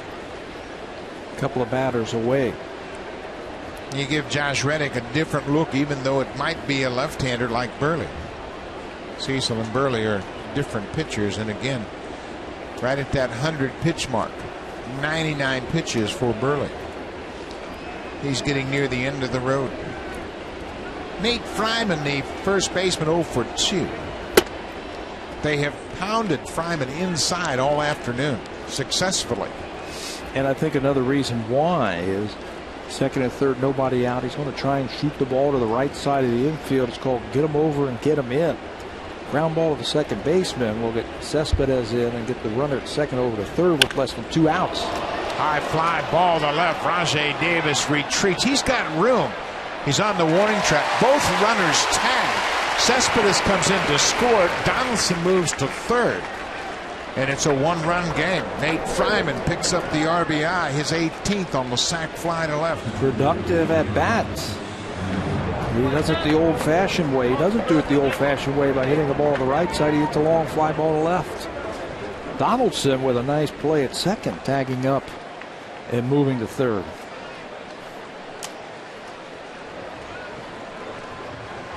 So that's it.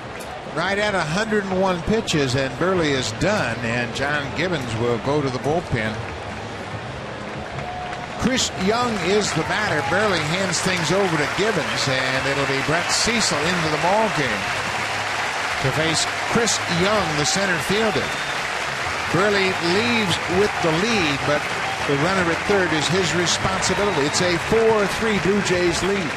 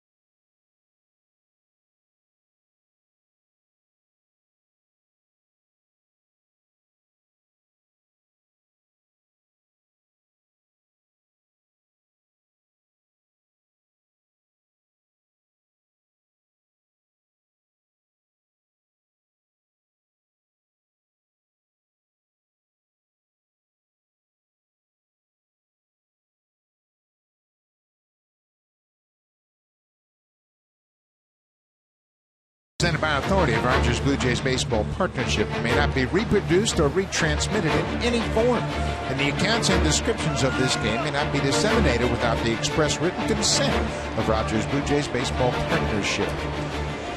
Brett Cecil into the game. The infield is in. There's one out and a man at third.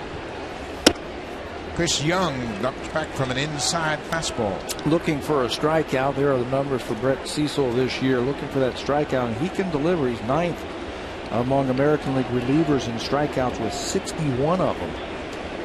There right there, it's just 21 strikeouts, and Chris Young has a tendency to strike out. You saw Cecil's average against right-handed batters, just 209. Young getting his first look at Brett Cecil. For the season, Young has now struck out 69 times in 75 games. 2-0. Breaking ball in the dirt. Good job by Aaron Sebia. The appeal down to Jordan Baker is denied. It's 3-0. Josh Reddick, the left-handed hitter, is on deck.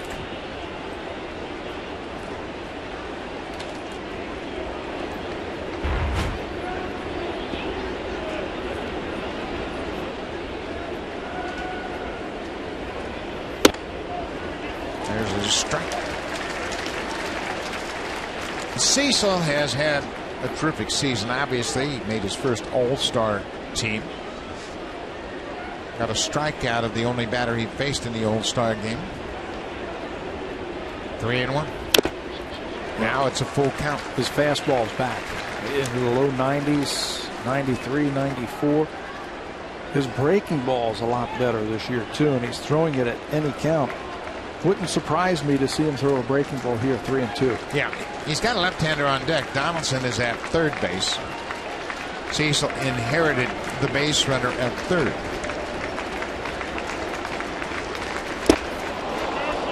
He hit him. So the ball is dead, and Young will go to first. So Cecil will work with runners at the corners and one out. Mark Burley pitches into the sixth. Cecil inherited the runner at third base, Donaldson, and then he tries to finish off Chris Young and hits him with a fastball. Just grazes Young on that 3-2 pitch.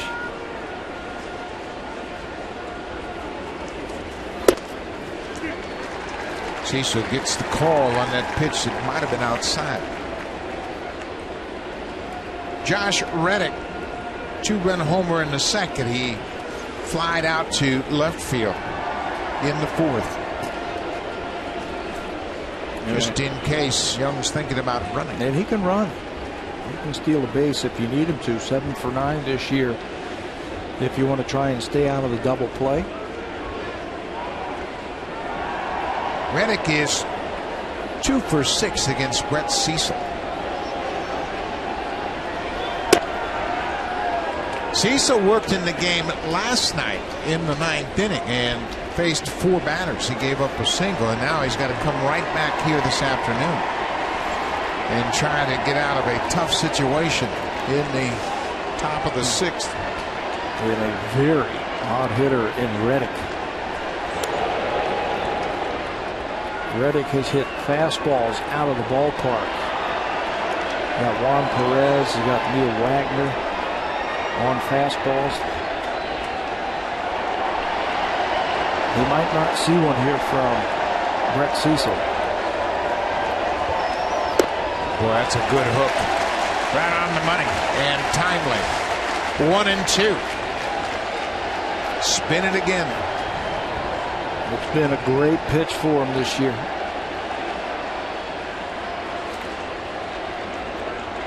Reddick coming into this game with a 190 average against lefty pitching. 1-2. Tried to sneak the fastball by him and got a foul back. So now Aaron Sebia and Cecil really have the upper hand. Reddick saying, okay, you threw me a great curveball. I was late on the fastball. You can throw either pitch in my mind, and if you locate it, it should be effective. And it is. Big strikeout for Cecil. Reddick strikes out, and now there are 2 down. It wasn't the curveball. I think that was his slider, where he cuts it a little bit, but it's in a good spot. You can see Reddick just can't get down there to reach it. That was perfect execution of all of his pitches. He used the curveball and got it down and away, ran the fastball away, and then cuts the ball away from Reddick for the strikeout. You couldn't afford contact in that situation, so Cecil does exactly what he needed to do. Strikes out Reddick.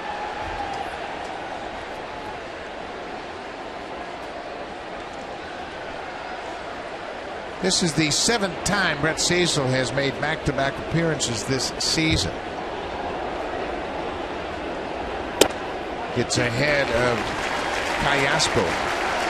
During those back-to-back appearances, he's got a 4.50 ERA. He's allowed 3 earned runs, and they were all doubles. So for the season, he's been a little more effective with a day's rest in between appearances.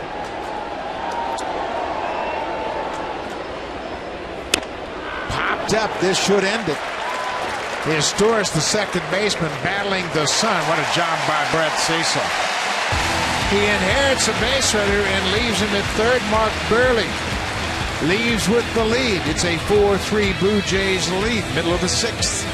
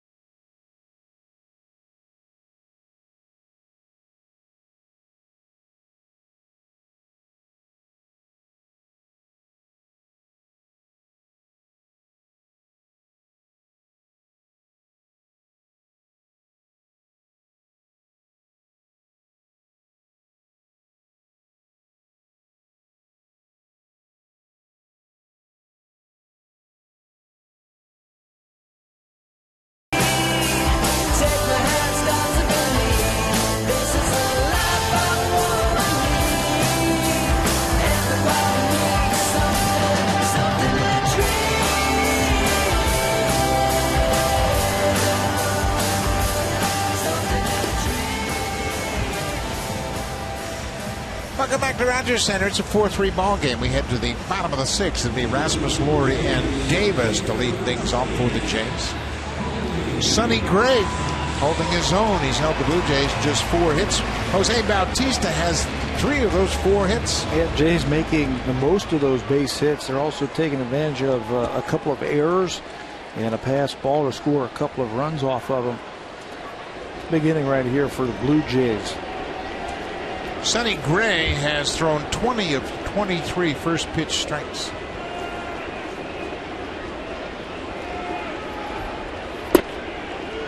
So even though he was pacing before his first inning in his major league debut as a starter, he's handled the situation pretty well.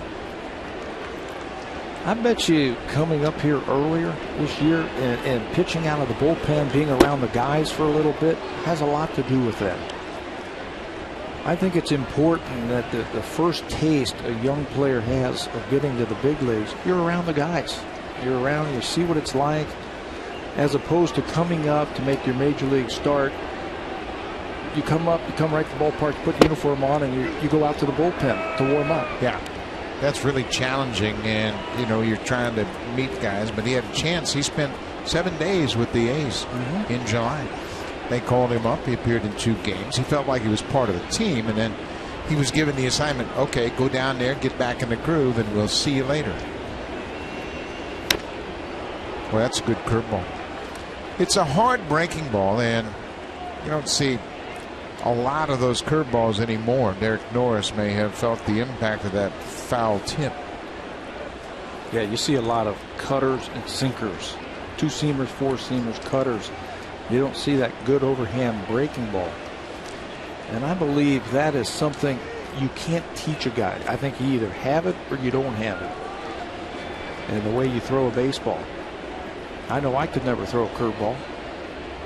Wasn't much of a pitcher. But I just don't have that kind of torque to be able to spin a ball like that. Rasmus strikes out.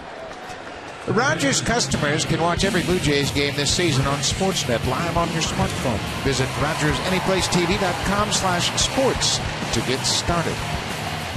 That's a beautiful statue of Ted Rogers outside Rogers Center. A gorgeous Saturday afternoon. Blue Jays have a 4-3 lead. The late Ted Rogers instrumental in building up this franchise once again and taking over what was once known as Sky Dome. And now it's the Rogers Center. Brett Lawrie, he is 0 for 2 so far. Trying to extend his hit streak to 12 games.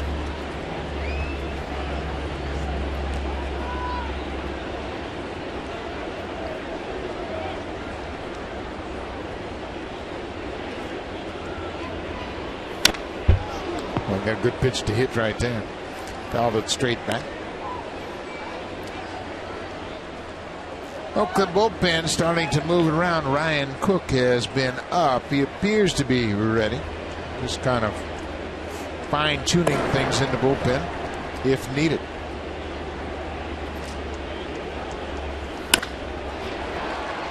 Right to the shortstop. Jed Lowry throws out Brett Lawrie, 2 down.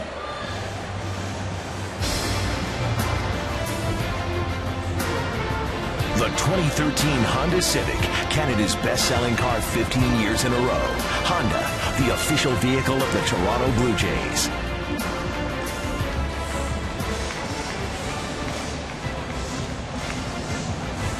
Beautiful afternoon on the shores of Lake Ontario. Might be about enjoying the great weather. It's been a fabulous summer here in southern Ontario.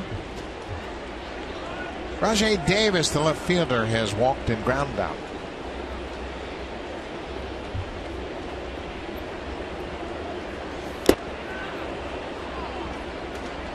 Davis buns that ball off the catcher's glove for a strike. Not a bad idea. Get something started with 2 outs. Hey, anytime he can get on base, it's almost like a double. With that great speed, he's only been thrown out 3 times this whole year trying to steal. You get him on, you get him into second base. Take your chances on scoring them.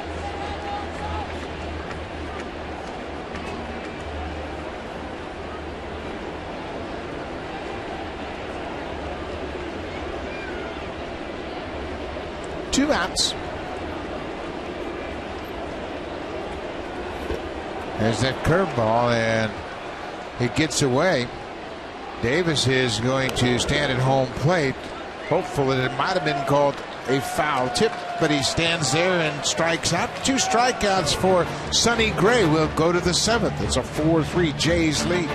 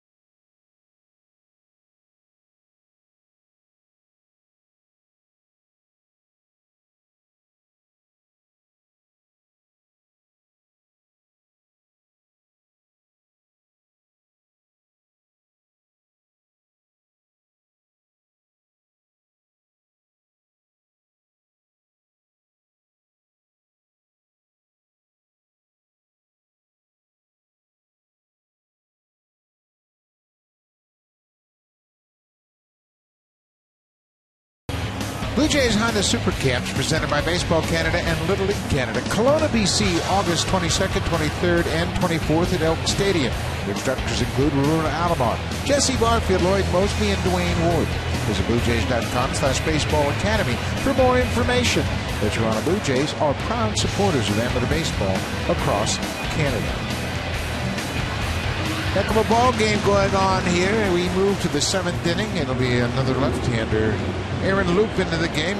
Brett Cecil did a great job to close out the 6th. 2/3 of an inning and straining that runner at third base. Aaron Loop, 47 games now, 57 innings pitched this season for Aaron Loop. Batters hitting .252 against him. 40 strikeouts and just 8 walks. He's done a great job versus the left-handers. Right-handers a little bit more inflated lately. At the beginning of the season, he really handled them. John Gibbons stays with the left-handed pitcher. It's the third lefty for the Blue Jays here. They've got some power bats on the bench, and that's where he wants to keep them. Stephen Vogt, Brandon Moss, Seth Smith, and Eric Sogard. They got 4 good left-handed bats on the bench, so for the time being, he's going to stick with his lefties. If this game stays like it is at 4-3 and we get into the 8th, then the 9th inning, you'll see Santos and then Jansen, and that's when the lefties will come off the bench. He also has switch hitters, 3 of them, in his lineup this afternoon. Crisp, Lowry, and Cayespo. Oakland has a lot of versatility in that regard.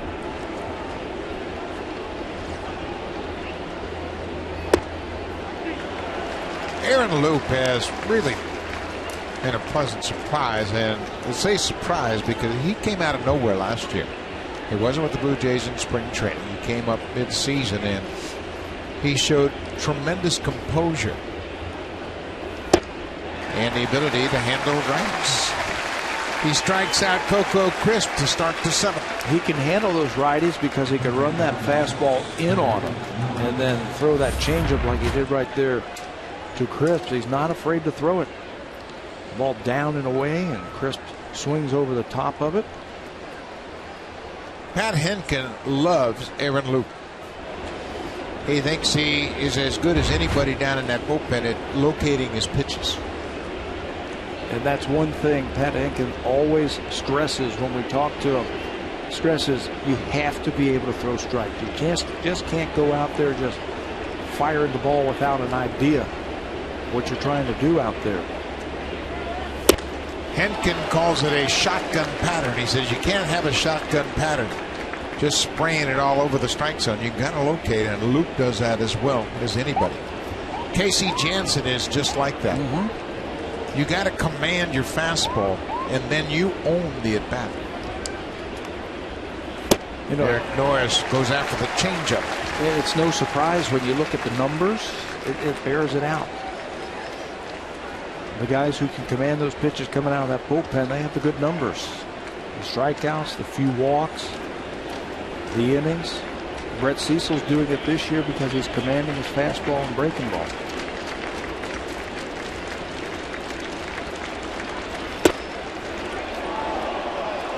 What was wrong with that one? Wally Bell didn't like it. Luke made a pretty good pitch on the inside corner, didn't get the call. That's what we mean about commanding the zone. Look at those 3 pitches. Down, down, and in on the black. Tucked him in the middle of the plate. And he's got a firm fastball. It's 93, 94 at times. Tie that in with a deceptive delivery. What I like about the Blue Jays bullpen is they've got 8 guys down there. They all throw differently. Broken bat, base hit. Derek Norris with his 3rd hit of the afternoon. You've got guys from the left side and right side. You've got hard throwers, hard sliders, and you got guys who throw like this. Aaron Loop from down under opens up that front side and then shows that ball.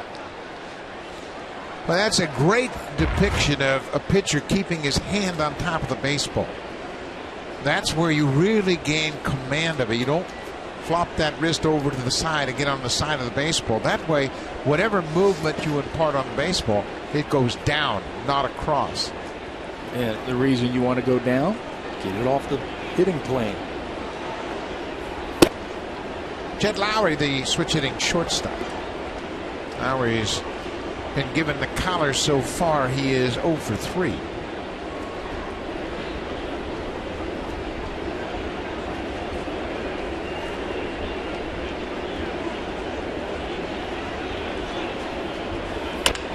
Bouncing ball. Lowry comes after it. Second, he bounced it, and what a play by Asturias, man. He saved Lowry a big air, and Brett acknowledges that.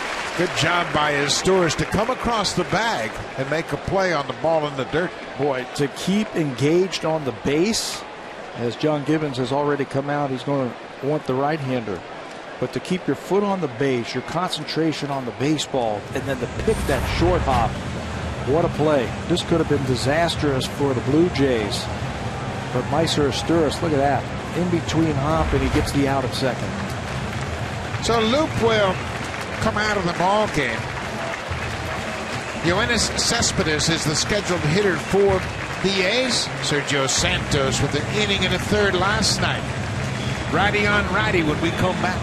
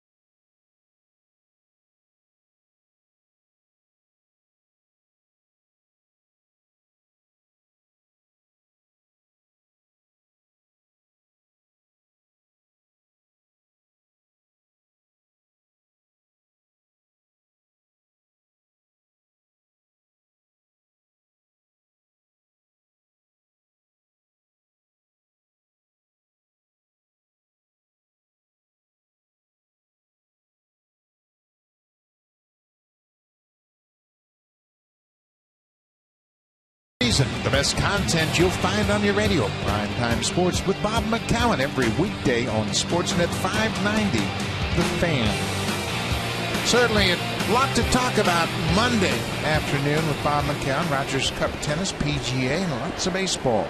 Sergio Santos into the ball game. Yoenis Cespedes, the left fielder. You mentioned yesterday an inning and a third for Santos. Had a good fastball and a very sharp breaking ball in last night's game. A couple of right-handers, power hitters in Cespedes and Donaldson. Be interesting to see what kind of stuff Santos has in back-to-back appearances. He hasn't pitched with the Blue Jays since April. He rejoined them and just now getting his feet on the ground.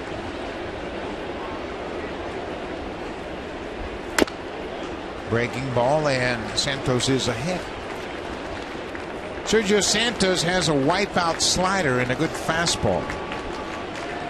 But you just don't know how he's going to react physically after back-to-back appearances. Back-to-back, how they feel. Like yesterday it was outstanding. And it's a good matchup. Cespedes is a wild swinger. He can expand the zone on him by using that breaking ball. Jed Lowry at first. Bounce toward third. Lowry comes after it. On the money. Santos comes into the ball game, gets a nice defensive play at third from Brett Lowry. He retires Cespedes and closes out the top of the seventh. Lowry this time, his throw is perfect to end the inning. We'll go to the bottom of the seventh. Blue Jays with a 1-run lead.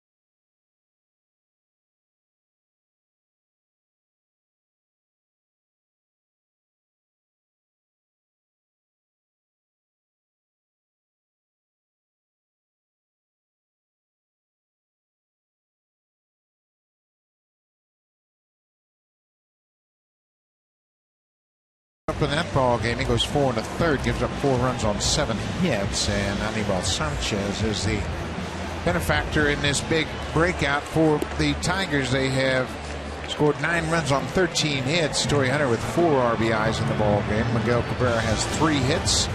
Don Kelly starting in left field. He's got 3 hits. New pitcher for the Athletics is Ryan Cook, the right-hander. He takes over here in the 7th. Was the closer last year. Blue Jays touched him up a couple of times for home runs, but now he is the setup man, and he's been outstanding. Look at those numbers in 48 games this year, and he's on a hot streak too. So Cook takes over in a 1-run ball game. Sonny Gray, 23-year-old starter, makes his first major league start this afternoon, and not a bad outing. 6 innings, 4 hits, 2 earned runs. He walks 3 and strikes out 5, throws 94 pitches in his first big league start. But saw improvement. A little shaky at the beginning of the game, and I'm sure nerves had something to do with that. That's where he walked 3 batters in the first 2 innings, got the train back on the tracks, looked much better, struck out 3 of the last 4 batters he faced. Blue Jays with just 4 hits. Aaron Sebia hits it off the end of the bat. Jet Lowry throws out Aaron Sebia. 1 down.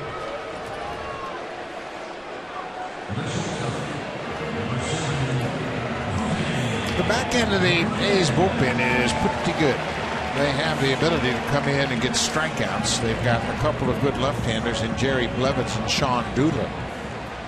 There's Doolittle loosening up. We saw Blevins last night, so more than likely Doolittle will be the first lefty to appear this afternoon. And they can give you multiple innings. Cook being one of them. Started last year with 23 consecutive scoreless innings, and he became the closer for the A's. Actually made the All-Star team. But then late in the year lost that to Grant Balfour after the Blue Jays touched him up a couple of times for tying home runs. That was in that series out in Oakland. Cook is now 26 years old. He came to Oakland from the Arizona Diamondbacks December of 2011. There's a deep drive to right. Reyes has just left the yard. Home run number 9 for Jose Reyes.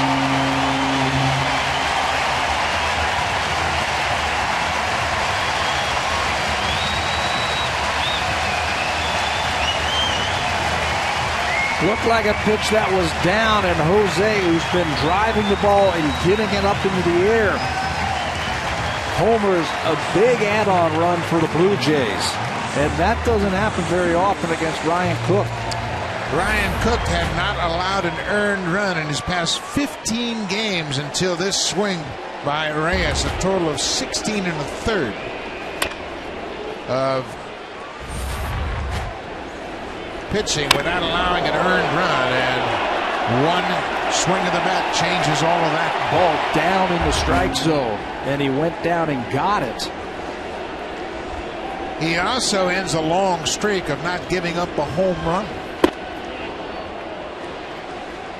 He had not allowed a home run in 49 2/3 innings. That's the most in the major leagues, and Reyes just ended that abruptly. How about that? With one swing of the bat, goes down and gets a big add-on run for the Blue Jays.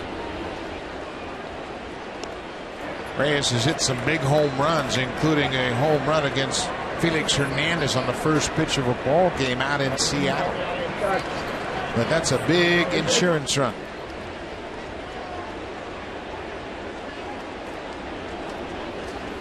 One and two as Stewart strikes out. 2 down.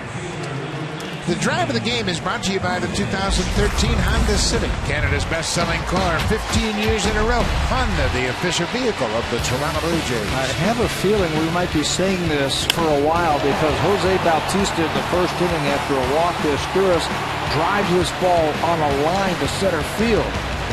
Our afternoon drive of the game by Jose Bautista, who is in one of those grooves. You hear hitters talk about locked in all the time, and that's where Bautista's at right now. He has 6 hits in 8 at-bats in the series against Oakland. He bounces this ball to short. 2-hopper for Jed Lowry. The inning is over. But Jose Reyes snaps a long homerless streak by Ryan Cook. A 1-out home run. Reyes is celebrating the 2-run lead. Number 9 for Reyes.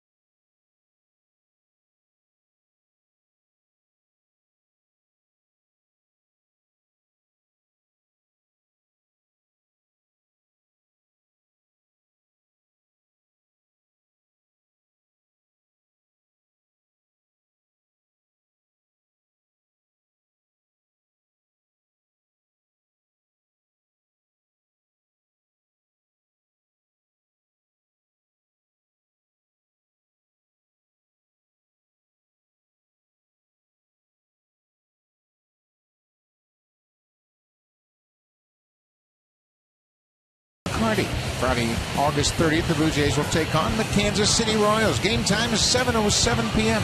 Come on down to Rogers Center early and check out the pregame festivities happening outside of Gate 10. Win prizes and enjoy the live music, and there's a license there. Gates open at 4:30 p.m.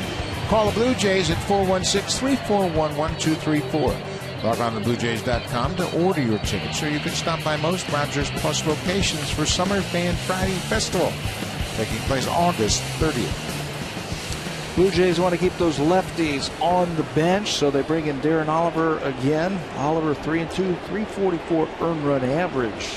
Pitching the 8th inning now with Steve Delabar on the disabled list in front of Casey Jansen. It is a 2-run lead for the Blue Jays. Josh Donaldson has hit a pair of doubles this afternoon.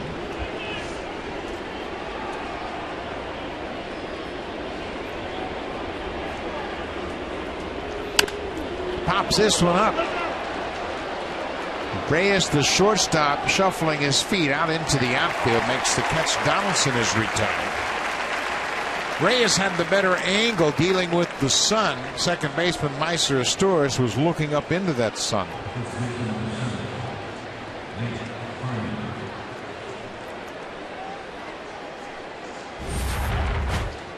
Watch the bat when Donaldson swings.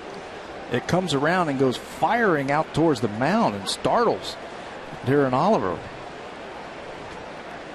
One more time, pitch that ties him up, comes around and he fires it, and he's like, heads up, incoming. He knew it immediately, and he was hollering at Oliver, look out, look out. His reaction just flung that bat toward the mound, and you could see him talking to Aaron Seaver saying, hey man, I didn't mean to do that. Nate Fryman had a sacrifice fly in the 6th. He drove in the 3rd A's run. That made it a 1-run game at the time. On the ground, Brett Laurie with the backhand takes his time. 2 outs. Darren Oliver has that ability to just get in your kitchen to those right-handers. Not throwing that hard, maybe 90. But it's a smooth type of delivery, and all of a sudden the ball's on your hands. You can't get it off of you. Another guy that locates very well, and he knows exactly where he wants it. Chris Young is gone 0 for 1 officially. He has walked, struck out, and was hit by a pitch.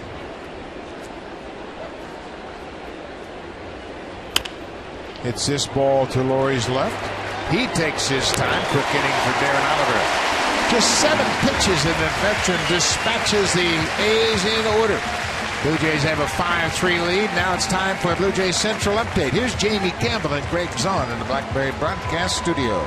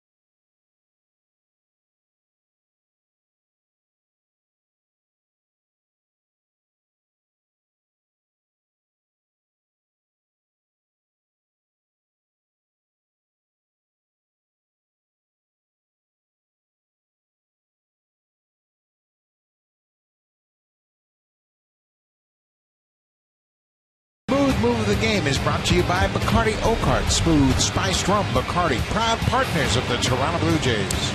Well, he has done it his whole life. Mark Burley, 85 pickoffs coming into this year, the most since 2001, and he gets another victim right here. Yoenis Cespedes caught looking as Burley picks that leg up, and nowhere to go. Cespedes tries to get out of it. Adam Lynn eventually will run him down. Mark Burley showed why he's such a good pitcher. He helps out his defense. He can handle every situation, and Cespedes was picked off to end the 3rd inning. Mark Burley in line for the win. He goes 5 1/3, gives up 7 hits, 3 earned runs, 2 of those coming on a 2-run home run off the bat of Josh Reddick. He walked a pair and struck out 5 through 101 pitches, and now he's looking to the bullpen to protect this 2-run lead. For Oakland, it'll be a new pitcher into the ballgame, the closer, Grant Balfour. Balfour will get an inning of work here. Great numbers for Balfour this season. 29 for 30 in save opportunities. The last time Balfour worked was August the 3rd, so it's been a while since he's had a chance. You know, the A's have gone into a little bit of a tailspin. They haven't had an opportunity to close out ball games, so Balfour needs some work. Trying to keep it a 2-run game here in the 8th inning. Well, the Blue Jays have to be very thankful for their crowd. Another great crowd on hand here this afternoon. 39,634. The fans continue to come out to support the ball club. And it's a gorgeous afternoon. And last night they had almost 32,000, 39,000 here this afternoon. It'll be a couple of day games, Sunday afternoon and Monday afternoon, and it's an early start time, a 12:30 start on Monday afternoon. R.A. Dickey goes up against A.J. Griffin in Game 3 of this 4-game set. It's Canada Baseball Day tomorrow. Brent Laurie bobblehead doll will be given away. The Blue Jays will wear the Canada red jersey top tomorrow, and it all begins at 12:30.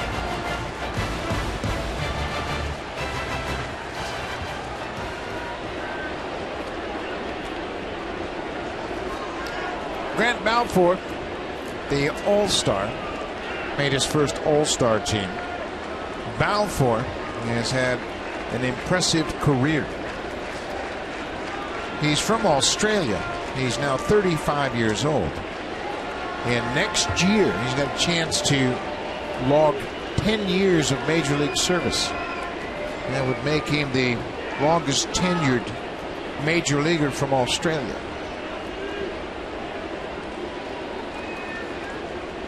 Who has the record now for the longest tenured Aussie? Craig Shipley? Craig Shipley, the infielder. And Graham Lloyd had a long run, too. Yep. He had a nice run. Balfour is only the second Australian to make the Major League All-Star team. Dave Nilsson, the catcher from the Milwaukee Brewers, left-handed hitting catcher, he was an All-Star.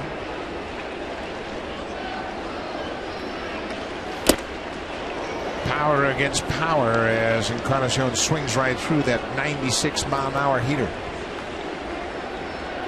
Great effort on all those pitches from Balfour. Max effort every time. Good hard fastball. He's got a good breaking ball.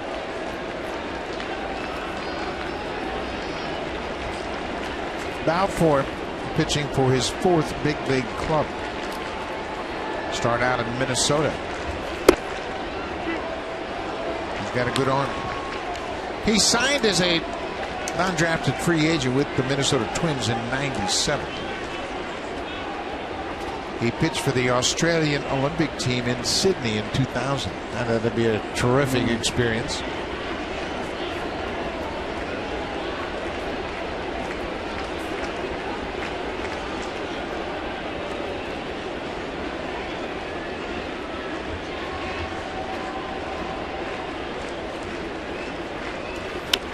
Balfour was a big reason why the A's were able to win the AL West last year down the stretch.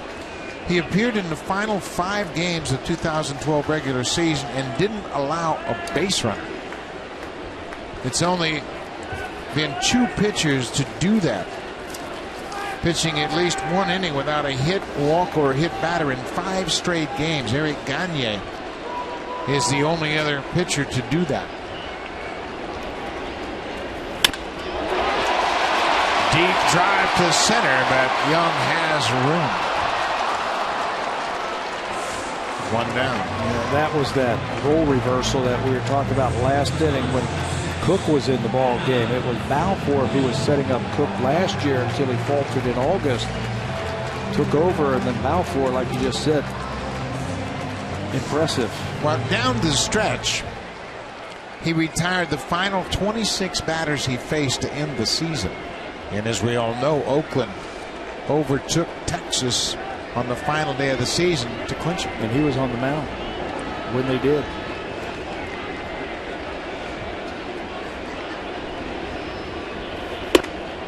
He retired the side in order, striking out the side against the Rangers to clinch it. I mean, what a way to finish a dramatic comeback for Oakland. Grant Balfour punctuating a great run. He finished up 18 for his last 18. And he's 29 for 30 this year. Whew. Adam Lind takes a strike. It's 1-1.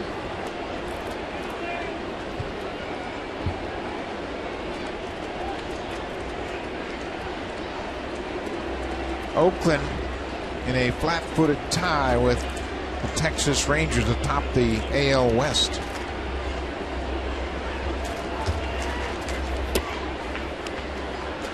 Oakland literally 1 percentage point ahead of the Texas Rangers. Going to be a great race. They play each other 6 times down the stretch. Here comes Texas. They've won 5 in a row. Yeah, they have played very well, and they just got reinforcements from the White Sox. Alex Rios, the former Blue Jay. So they reinforced their starting rotation with Garza. They go out and get Rios to help them in the outfield.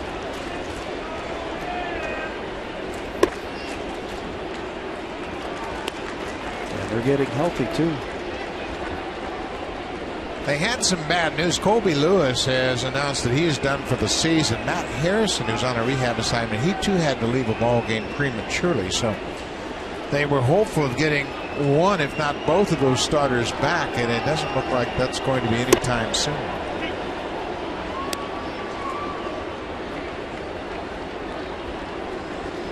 Full count, Rasmus on deck. Colby had a big RBI in the third inning. That made it a 4-2 ball game.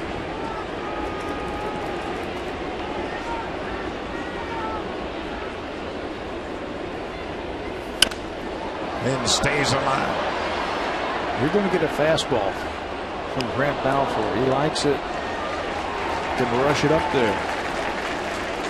Alex Rios is in the Texas Ranger lineup. They will play tonight against the Astros, and he is in the lineup, batting sixth, playing right field.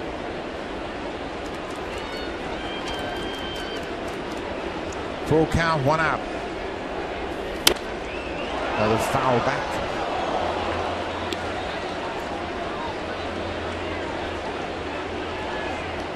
Grant Balfour has always been a high-strung, high-energy guy.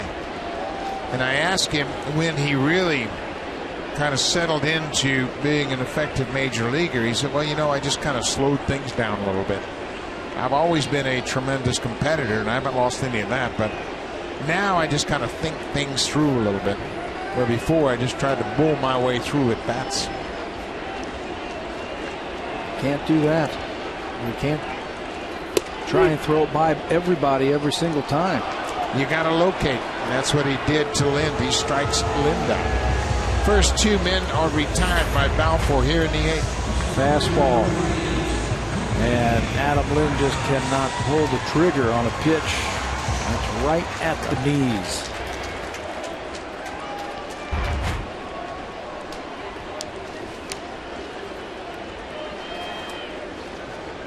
The infield pulled around dramatically to the right. Only one defender on the left side of the infield. That's the third baseman, Josh Donaldson.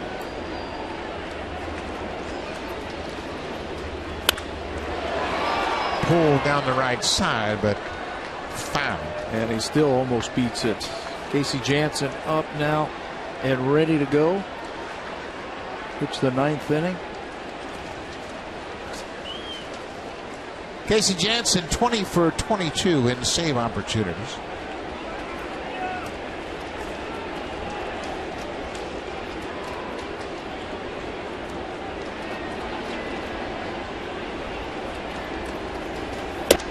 Off the plate inside.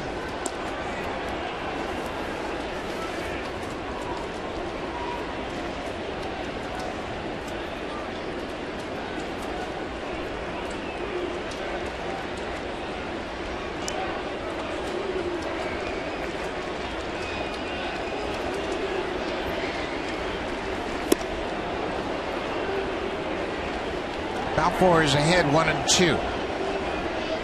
This is the first team that we have noticed that plays three infielders on the right side of Colby Rasmus.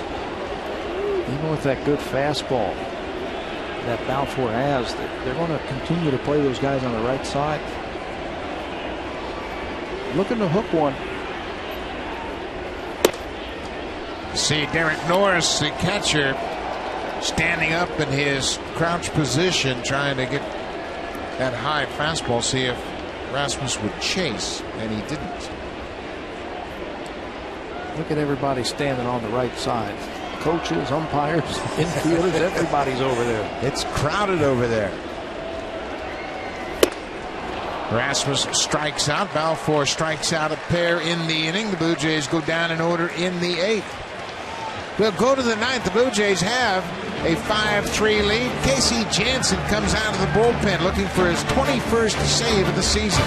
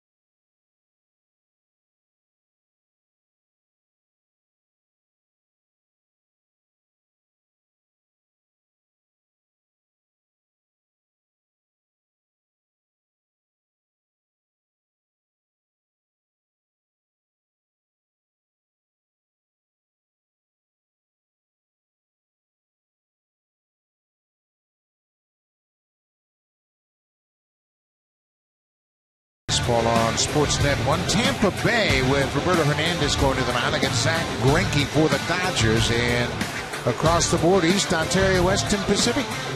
Stay tuned for Connected. Lots to talk about. The PGA, the Rogers Cup, and lots of baseball action all coming up right after this game. Casey Janssen into the game trying to protect this 2-run lead. Great numbers for Janssen this year. Last worked 5 days ago when he picked up that save that you were talking about. There are his numbers. See the whip, 083. That's the 4th best in the American League among relievers. Josh Reddick hammers this ball to right, and he has hit another home run. His 5th home run of the series to match his season total before this series started. Josh Reddick has really had some series. Just like that, it's a 1-run ball game. Double up, double the home run total in 2 days. In 8 at-bats. He's done it again. Fastball, inner half. They want this ball down and away, and it leaks over the middle of the plate. And he hits another fastball out of here. Alberto Callaspo takes strike 1. You know, we talked about Reyes' home run and what a big add-on it was in the 7th inning. That's why right there. Only the 2nd home run that Casey Janssen has allowed this season. And Josh Reddick is on fire. Chili Davis, the hitting coach, has to be thrilled that that power has shown up, albeit late. But it's here. It's here now. Hit the right time. This was a team that has been struggling to score some runs. This bat would mean a lot. It's in double figures now. 0-2 to Callaspo outside.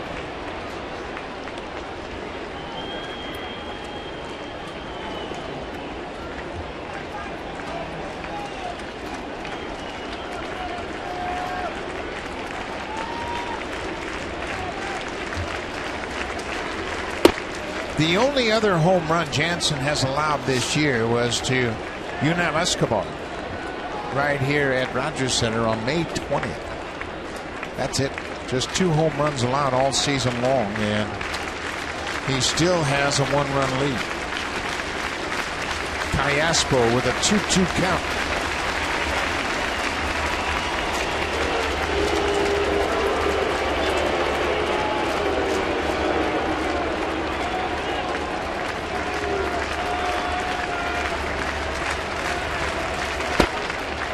Callaspo lays off that fastball. It's a full count. He's a .320 hitter in his career versus the Blue Jays.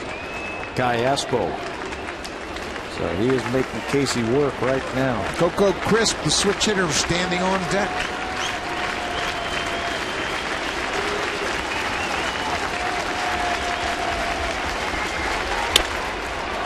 Base hit to center field.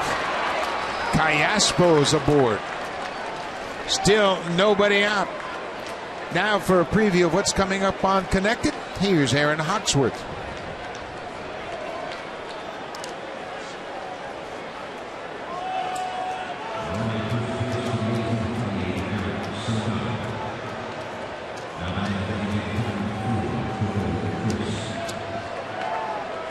Thank you, Aaron, and there'll be a lot to talk about on Connected, so make sure you stay tuned right after this ball game, and we are not done yet.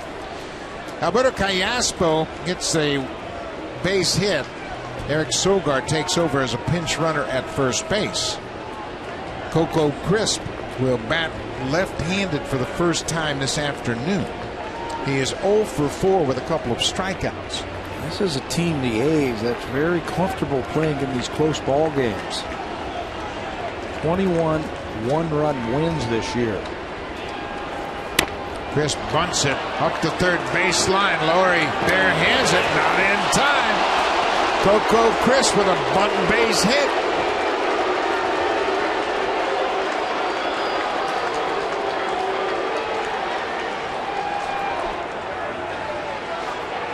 Perfectly executed bunt. They were coming in on the corners. Crisp dumps it down. The only player with a play is Laurie, and his throw is just a little bit late. John Gibbons has played his cards. He has gone to his closer here in the 9th inning, trying to save this game. Well, and what Bob Melvin has done is he's kept his lefties on the bench. He's used one as a pinch runner, Eric Sogard. Now he will use Stephen Vogt, the left-handed hitting catcher. He's batting for Derek Norris. Norris had a 3-hit game. And Melvin is going right to the bench for the matchup. So now, if you're Casey Janssen, you got to pop off that mound expecting a bunt. Corners are in. Look at Adam Lind. He's cheating. Crashing at first, and the bunt is to Janssen. He's got a shot at third, and they get the lead runner. Boy, Blue Jays played that perfectly. Adam Lind was inside Stephen Vogt's jersey when he bunted that ball. Janssen popped off the mound, went to the third baseline, and he made a good play. You got to know your pitcher, and Casey Jansen's an excellent fielder. He pops off there, so Brett Laurie goes back and acts like a first baseman. Look at the stretch by Laurie at third base to get the out.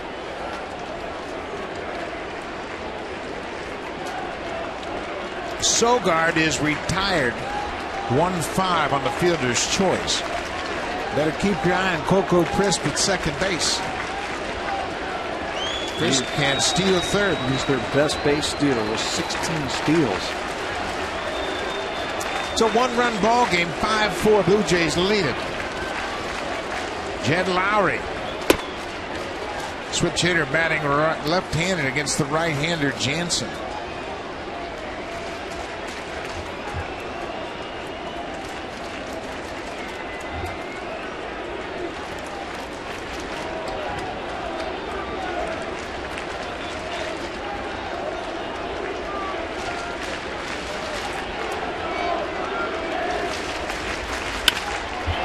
In the air into center field.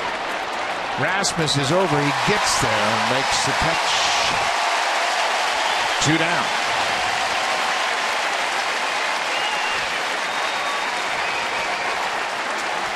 Casey Janssen now 1 out away from his 21st save. And it'll be a great matchup.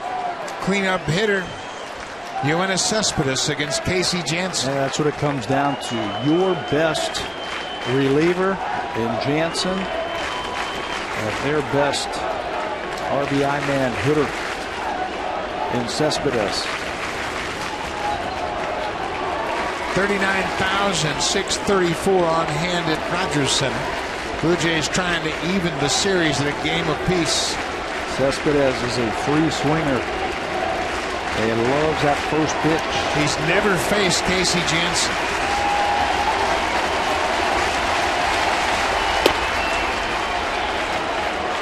Coco Crisp at second.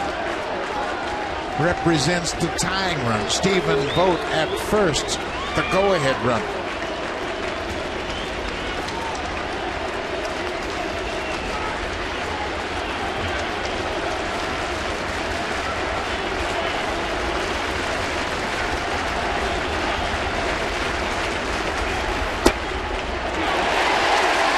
Ball in the strike. Casey Janssen can carve up the strike zone. Yeah, inside, up. He can throw that ball away. He's got a lot of pitches he could use. He's got a curveball that he's not afraid to use. He's been splitting his change a little bit more now. He's taking a little something off his fastball. It's not a true changeup. I think they got to keep him close at second base. Even if there's a base hit to the outfield, one step would go a long way to help the Blue Jays. If you can shorten up the lead of Coco Crisp at second, and there is a base hit, that'll give you a shot at him at home. He can fly.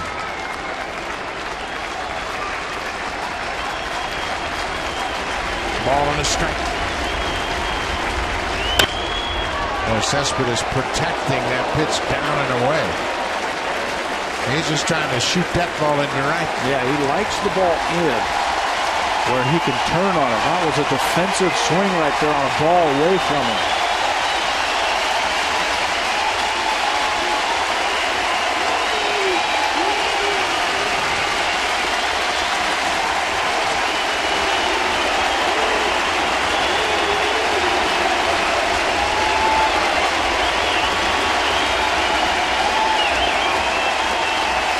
1 ball, 2 strikes, 2 outs.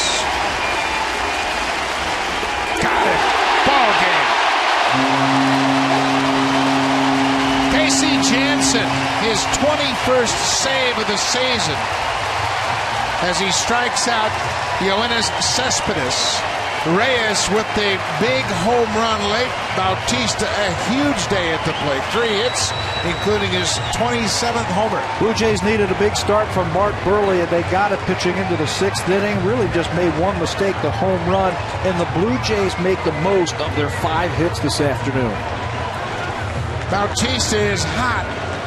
A reminder, coming up next, Tampa Bay and the Dodgers on Sportsnet 1 connected on East Ontario, West and Pacific. We'll see you tomorrow afternoon. R.A. Dickey goes to the mound against A.J. Griffin. Stay tuned. Connected coming right up.